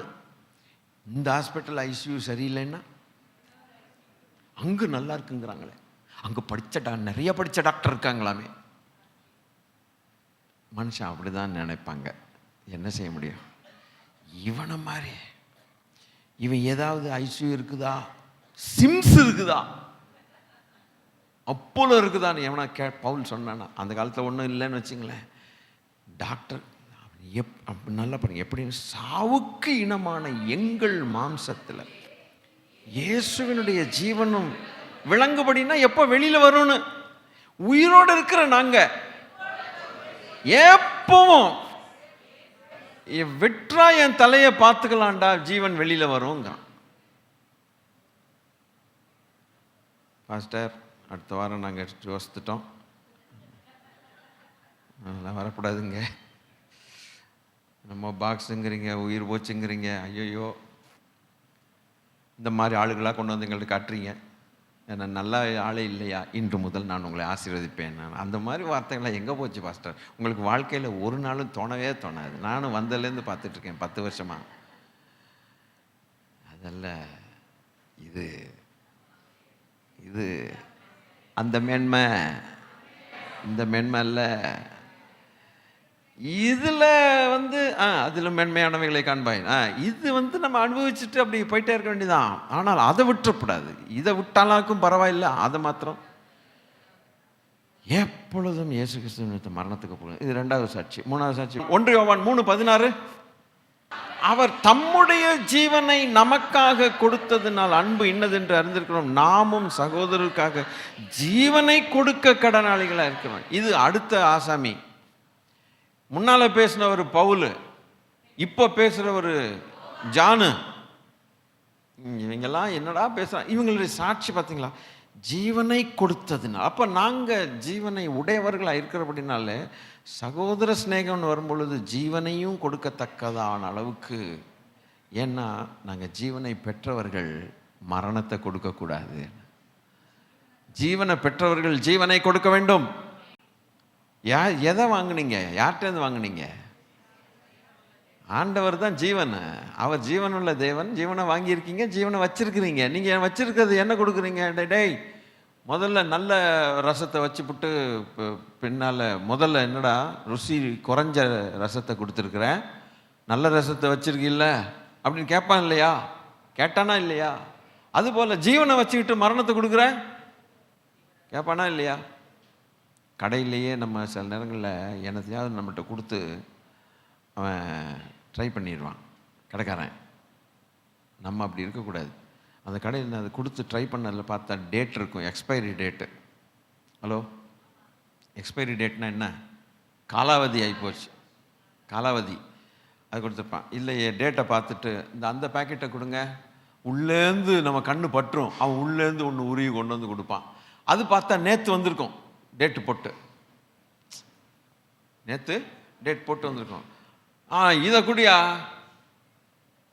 நான் அப்படித்தான் ஒரு நாள் ஏதோ ஒன்று வாங்கினேன். அந்த அந்த ஒரு மாதிரி இருக்கும் தெரியுமா, நீட்டமாக சாப்பிட்றது, கார்ன் பஃப்பா, கார்ன் பஃப். அதெல்லாம் சாப்பிட்டதில்லை பாஸ்டர்.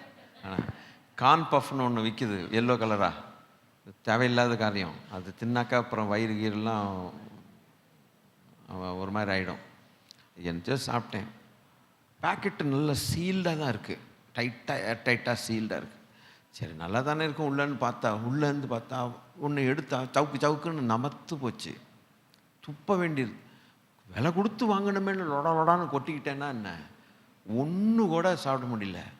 இந்த ஜவ்வு மாதிரி ஆகிப்போச்சு. அது சீன்னு போட்டேன். ஃப்ரெஷ்ஷாக பேக் பண்ணதை சாப்பிட்டா எப்படி இருக்கும்? ஒர்க்குன்னு நம்ம பல் உடையிற மாதிரி இருக்கும். அப்படியே ரொம்ப டேஸ்ட்டாக இருக்கும். கல் அப்படி கரக்கரான்ட்டு இருக்கும். அப்போது பார்த்து தானே இனிமேல் வாங்க ஒரு யோசனை வருது. அப்போ உள்ளேருந்து ஒருத்தன் நல்ல காரியத்தை எடுத்து கொடுக்குறான்னா அவனை சபிச்சே போடுவோம். ஏன்டா இதெல்லாம் ஏன்ட்ட தள்ளுற, நான் ஃப்ரீயாக வாங்கிட்டு போகிறேன், காசை கொடுத்தாண்டா வாங்கிட்டு போகிறேன், ஒழுங்கானதை கொடுறான்னு சொல்கிறோம்ல. அதுபோல் ஜீவனை உடையவர்கள் ஜீவனை கொடுக்காம மரணத்தை கொடுத்தா, இப்போ நீங்கள் சொல்லுங்கள், ஆண்டவர் சொல்கிறாரா இல்லை நான் திட்டுறேனான்ட்டு? அப்போ நம்ம என்னத்தை பேசுகிறோம், எதை கத்துறோம், யார்கிட்ட என்ன பேசுகிறோம், என்ன சபிக்கிறோம், என்ன கொடுக்குறோம், நம்ம உள்ளத்தில் என்ன வச்சிருக்கிறோம்? தன் மந்தையில் கடா இருக்கையில் கெட்டு போனதை கர்த்தருக்கென்று நேர்ந்து கொள்கிற மனுஷன் சபிக்க. மந்தையில் என்ன இருக்குது? ஃபஸ்ட் கிளாஸ் கடை இருக்குது. ஆனால் இவன் கொடுக்குறது என்ன? கெட்டு போனது. சபிக்கப்பட்டவனா இருப்பானா இருக்க மாட்டானா? கர்த்தர் சொன்னாரா இல்லையா? அதுபோல் ஜீவனை உடையவர்கள் அந்த ஜீவனை உள்ளே வச்சுக்கிட்டு என்னத்தை கொடுக்குது? மரணத்தை கொடுத்தா கேட்பாரா இல்லையா? நான் உனக்கு கொடுத்தது ஜீவன், நீ ஜீவனை தானே கொடுக்கணும். அதை தான் சொல்கிறான் யோவான். அதை தான் சொல்கிறான். நாம் ஜீவனை நமக்காக கொடுத்ததுனால நம்ம பெற்றிருக்கிறோம். நம்ம அதைத்தானே கொடுக்கணும் அப்படின்னு யோவான் ஆர்கியூ பண்ணுறார். எனவே இது சாட்சி. கடைசியாய் 1 யோவான் 5வது அதிகாரம் 11-12. 1 யோவான் 5வது அதிகாரம் 11-12. தேவன் நமக்கு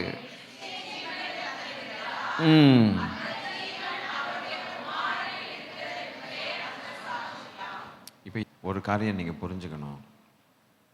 நான் சொல்லுகிறேன் கேளுங்க. But the physical life was subject to limitation in the body. Life has no limitation. Please note that. Life is unlimited. Always. Always. Always. ஜீவன் என்பது லிமிட் இல்லாததுங்க.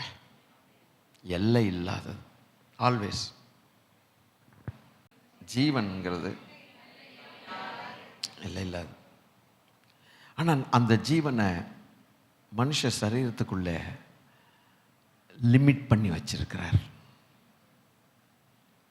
70 வருஷம் இல்லைன்னா ஏன் லிமிட் பண்ணார்? பாவத்தின் விளைவு. Otherwise it is unlimited. Life come on, has no limits. ஜீவனுக்கு எல்லை கிடையாது. ஆனால் அது பாடியில் அந்த ஜீவன் கொஞ்ச நாள் இருந்து ஒரு விதமான பார்க்கக்கூடாத துயரமான ஒரு மரணத்தை காண்பதற்காக தேவன் வச்சிருக்கிறார். எதுக்கு வச்சார்னா, அந்த மரணத்துக்கு காரணமானது பாவம். பாவத்துக்கு பூர்ணமாகி மரணத்தை பிறப்பிக்கிறது. மரணத்துக்கு அதிகாரி பிசாசு. இதனால தான் மனுஷனுடைய வாழ்க்கையில் அந்த ஜீவனுக்கு ஒரு லிமிட் வச்சிருக்கிறார். லிமிட் பண்ணப்பட்ட அந்த வாழ்நாளில் லிமிட் பண்ணப்பட்ட அந்த வாழ்நாளில் லிமிட் இல்லைன்னு சொல்லி கொடுக்கிற தேவன் எப்படியாகவும் பேசுகிறார். அந்த ஜீவனுக்கு லிமிட் இல்லை, வேணுக்குன்னு லிமிட் பண்ணி வச்சிருக்கிறேன். லிமிட் இல்லாத ஜீவனுக்குள்ளே நீ வர விருப்பமா? அதுக்கு பேர் நித்திய ஜீவன். இயேசு ஒருவர் தான் தர முடியும். எந்த மதத்தை சேர்ந்தாலும் அந்த மதம் நமக்கு கொடுப்பதில்லை.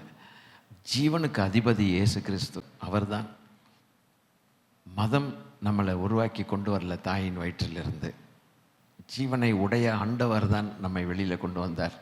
I have limited your life in your body temporarily, maybe up to 70 years or up to 80 years, and during the lifespan listen to my voice, என்னுடைய சத்தத்தை கேள். இந்த ஜீவன், லிமிட் பண்ணப்படாத இந்த ஜீவன் நிரந்தரமாய் சந்தோஷமாய் நீ வாழ வேண்டுமானால் அதற்கு பெயர் நித்திய ஜீவன். அதை கர்த்தராகிய இயேசுவாகிய நான் தான் உனக்கு கொடுக்க முடியும். But if you refuse, your life is limited and your unlimited life you will spend in a different place where I will not be there. நான் இல்லாத இடத்தில் நீ அந்த லிமிட்லெஸ் லைஃப்பை நீ செலவிட வேண்டி இருக்கும். அது உன்னால் தாங்க முடியாது. அதை நரகம் என்று நான் சொல்லுகிறேன். Choice is yours. தீர்மானம் உன்னுடையது. உன்னுடைய மதம் உன்னை ரட்சிக்காது, உன்னுடைய படிப்பு ரட்சிக்காது. இன்றே ஆண்டவரை ஏற்றுக்கொள்ளுகிறதற்கு சமயம். விளங்கிருச்சா? என்ன விளங்கிருச்சு? Life has no limit. இதை சொல்லிட்டு முடிக்கணும்னு ஆசைப்பட்டேன். ஜீவனுக்கு லிமிட்டு இல்லை. பாடிக்குள்ளே இருக்கும்போது ஜீவனோட இருக்கிறோம். பாடிக்கு வெளியில் வந்ததுக்கப்புறம் ஏன் இல்லை, நித்திய ஜீவன் இல்லை, ஜீவன். Life has no limit. அதை நீங்கள் கொல்ல முடியாது. பாடி தான் போயிடுமே ஒழிய ஜீவன் இருக்கும். ஆவி மனுஷன் ஒரு டெம்பரரியாக என்ன பண்ணிட்டார், ஒரு 70-80 வருஷத்துக்குள்ள பாடிக்குள்ளே போட்டு அந்த ஜீவனை அடக்கி வச்சிட்டார். பாவத்தின் விளைவு மரணம். போகிற இடம் வேற, நீ அதை அறியணும். ஆனால் ஜீவனுள்ள தேவன், நான் ஜீவனை கொடுத்துருக்கிறேன், நீ என்னோடு இருக்கணும்னா தீர்மானம் எடு. உன் பாவத்தை அறிக்கையிடு. நான் உன்னை மன்னித்து உன்னை என் இரத்தத்தினாலே கழுவி சுத்திகரித்து உனக்கு ஜீவன் அழியாத மகிழ்ச்சியான இடத்துல கொண்டு போய் வைப்பேன். மனுஷன் செய்ய முடியாது. இது உன் தேவனாகிய கர்த்தர் நானே இதை செய்கிறேன். என் சத்தத்தை நீ கேட்கிறாய். பாடியில் வச்சிருக்கிற காலம் கொஞ்சம்தான். நீ எப்பேற்பட்டவனாக இருந்தாலும் நீ விடுவ, ஜீவனை விட்டே ஆகணும். அப்படி விடும்போது நான் இல்லாத இடத்துக்கு நீ போகணுமா, இல்லை நான் இருக்கிற இடத்துக்கு நீ வரணுமா? It's your choice. அதுக்கு பேர் தான் இட்டர்னல் லைஃப்.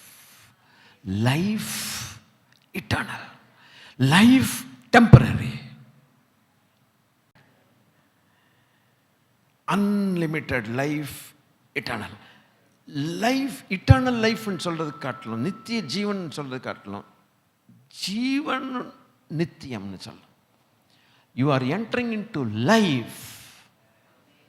நீ ஜீவனுக்குள் பிரவேசிக்க விரும்பினால், அப்ப ஜீவனுக்குள் பிரவேசிக்கிறவர்கள் இருப்பார்கள், ஜீவன் அல்லாத மரணத்துக்குள் இறங்குகிறவர்களும் இருக்கிறார்கள். நீ ஜீவனுக்குள் பிரவேசிக்க விரும்பினால் எல்லாத்தையும் வித்துட்டேன், பின்னால் வான்னார் அந்த வாலிப பையனை. அதுதான் உன்னை மரணத்துக்கு இழுக்குது, அதை விடுனார். திருச்சபையாருக்கு எது இழுக்குதோ தெரியல. நமக்கு தான் நம்ம இண்டிவிஜுவலாக செக் பண்ணணும், எதுடா நம்மளை கீழே இழுக்குதுன்னு. பட்டன் விட்டுட்டு ஜீவனுக்குள் பிரவேசிக்கணும். ஆமென். அதுக்கு பேர் தான் life eternal. You will enjoy. ஆரம்பம், உன்னுடைய ஆரம்பம் ஜீவன், உன்னுடைய முடிவும் ஜீவனாக இருக்கணும்னு விரும்புகிறேன். உன்னுடைய ஆரம்பம் ஜீவன், உன்னுடைய முடிவு ஜீவனாக இருக்கணும்னு. ஜீவன் உள்ள உனக்கு ஜீவனை கொடுத்த நான் விரும்புகிறேன். ஆரம்பத்தில் என்ன, ஜீவன் உள்ள தேவன் உனக்கு ஜீவனை கொடுத்து டெம்பரரியாக உன்னை டெஸ்ட் பண்ணி உன்னுடைய சாய்ஸ், உன்னுடைய தீர்மானத்தை நான் பார்த்துட்டு கடைசியில் மோசமான தீர்மானம் எடுத்ததுனால ஆரம்பம் ஜீவனாக இருந்துச்சு, அழியாத ஜீவனை கொண்டு போய் மரணத்தில் ஊத்துறியே. விலையேற பெற்ற இதை பாலை கொண்டு போய் ஏன்டா மண்ணுக்குள்ளே ஊத்துறேன்னு அவன் சொல்ல மாட்டான்னா என்ன? அதுபோல் பக்குன்னு இருக்காது. பாலை கொண்டு போய் மண்ணில் போட்டான் ஊத்துறான் அப்படின்னு. அதுபோல் தேவன் பார்க்கிறார், என் ஜீவனை கொண்டு போய் அவன் மரணத்தில் ஊத்துறான் பாரு. அதுக்கு தான் உன்னை ஜீவனுக்குள் பிரவேசிக்க வைக்கிறதுக்காகத்தான் என் ஜீவனை நான் மரணத்தில் ஊத்துனேன்னார். ஜீவனை மரணத்தில் ஊற்றினார்னு போட்டிருக்குது. நாம் லைஃப் எட்டர்னலுக்குள்ளே போகணும். லைஃப் டேம்டுக்குள்ளே போகக்கூடாது, இருளுக்குள்ளே போகக்கூடாது. அது சபைக்கும் பொருத்தம். சபை மூலமாக வெளியில் சுவிசேஷன் சொல்லுகிற உங்களுக்கும் அது ஒரு பெரிய செய்தி. நீங்கள் கொண்டு போய் கொடுங்க. கர்த்தர் உங்களை ஆசீர்வதிப்பாராக. புரிஞ்சுக்கிட்டீங்களா? Did you enjoy the scriptures? Really? Will you keep it in your mind? Will you take it to your heart? Will you change? Stand up, please. தேவன் நமக்கு நித்திய ஜீவனை தந்திருக்கிறார். அந்த ஜீவன் அவருடைய குமாரனில் இருக்கிறது என்பதே அந்த சாட்சி. Thank you Lord. ஒரு சின்ன அர்ப்பணிப்பு. என்ன அர்ப்பணம் செய்யலாம்? எப்படி அர்ப்பணம் செய்யலாம்? அவங்களுடைய விருப்பம், தனிப்பட்ட விருப்பம். ஒரு அர்ப்பணிப்பு செய்யணும். என்ன தேவனே, தேவரீர், நான் ஜீவனை சுமக்கிறேனே. I am the carrier of the life of God. Thank you Lord. பிதாவாகிய தேவன் ஜீவனுள்ளவர், குமாரனாகிய தேவன் ஜீவனுள்ளவர், ஆவியானவர் உயிர்ப்பிக்கிறவர் ஜீவனுள்ளவர். நான் கையில் வச்சிருக்கிற வேதம் ஜீவனுள்ளது. உள்ளேருந்து வெளியில் வரைக்கும் எல்லாமே ஜீவன் தான். எனக்குள்ள என்ன இருக்குதோ அதை தான் நான் கொடுக்கணும்னு விரும்புகிறீங்க. ஜீவனை பெற்ற நான் ஜீவனைத்தான் கொடுக்க வேண்டும். பாடங்கள் பார்த்தீங்களா எப்படி இருக்குதுன்னு? அதுக்கப்புறம் ஜீவனுக்குள் பிரவேசிக்கணும்னா டெம்பரரி லைஃப்பில் அந்த ஜீவன் யார் என்பதை தெரிந்து கொள்ளணும்னு நான் தெரிந்து கொள்கிறது மாத்திரமல்ல, தெரிந்து கொண்டபடி நான் நடக்கணும். Application very important. அதே நேரத்தில் மரணத்தில் இருக்கிறவர்களுக்கு போய் சொல்லுன்னாரு. இந்த ஜீவ வார்த்தைகளை வெளியில சொல்லு அப்படின்னு சொன்னார். என் மேல் விழுந்த கடமை. மரணத்தை பார்த்து சிரிச்சான் ஒருத்தன். அது எனக்கு லாபமாச்சே அப்படின்னா, கிறிஸ்து எனக்கு ஜீவன் தான், பரிசுத்தவான்களுடைய சாட்சி. கடைசியில் நித்திய ஜீவன்னா என்னங்கிறதுக்கு ஒரு விளக்கம் கொடுத்தாரே பாருங்க. தேவன் எவ்வளவு நல்லவர் பார்த்தீங்களா? இவ்வளவு ஜீவனை பெற்ற நாம் முதலாவது ஜீவனுடையவர்களாக இருக்க வேண்டும். ரெண்டாவது, ஜீவனற்றவர்களுக்குள்ளே இந்த ஜீவ வார்த்தைகளை கொண்டு போய் அல்லேலூயா அவர்களுக்குள் ஜீவன் வரும்படிக்கு பிரயாசப்பட வேண்டாம். கர்த்தர் நம்மை தொடர்ந்து ஆசீர்வாதம். அர்ப்பணம் பண்ணிட்டீங்களா? சோத்திரம் சோத்திரம் சோத்திரம் சோத்திரம். அர்ப்பணம் பண்ணிட்டீங்களா? அன்பின் பரலோக பிதாவே, இந்த ஜீவ வார்த்தைகளுக்காய் உமக்கு ஸ்தோத்திரம். ஜீவ ஆலோசனைகளுக்காய் ஸ்தோத்திரம். நீங்க ஆலோசனை கொடுத்தாலும் ஸ்தோத்திரம், நீங்க கொட்டாய் விட்டாலும் ஸ்தோத்திரம் தான். ஜீவன் தான் ஆண்டவரே. ஆண்டவரே, நாங்கள் யார் என்பதை நீர் எங்களுக்கு வெளிப்படுத்தி காட்டிட்டீங்க. நீங்கள் யாருங்கிறத எங்களுக்கு சொல்லி கொடுத்துட்டீங்க. நாங்கள் எப்படி இருக்கணுங்கிறத சொல்லி கொடுத்துட்டீங்க. நாங்கள் என்ன செய்யணுங்கிறதையும் சொல்லி கொடுத்துட்டீங்க. கர்த்தருக்கு நன்றி சொல்லுகிறோம். கர்த்தர் தொடர்ந்து ஆசீர்வதித்து இந்த ஆராதனையில் வந்து நம்முடைய பிள்ளைகளை கர்த்தர் ஆசீர்வதித்து எங்கள் ஆண்டவர் இயேசு கிறிஸ்துவின் நாமத்தில் கேட்கிறோம், எங்கள் நல்ல பிதாவே, ஆமென். நம்முடைய கர்த்தராக இருக்கிற இயேசு கிறிஸ்துவானுடைய கிருபையும் பிதாவாகிய தேவனுடைய அன்பும் பரிசுத்த ஆவியானவருடைய ஆளுகையும் ஐக்கியமும் நம் அனைவரோடு கூட கிறிஸ்து இயேசு, நம்முடைய ஜீவனாகிய கிறிஸ்து இயேசு வரும் வரைக்கும் இருப்பதாக. என் ஆத்மாவே ஆமென், என் முழு உள்ளமே என் ஆத்மாவே அவர் செய்த மறவாதே. ஆமென். God bless you. கர்த்தர் உங்களை ஆசீர்வதிப்பாராக. சமாதானத்தோட போய் வாருங்கள். God bless you. ஆமென்.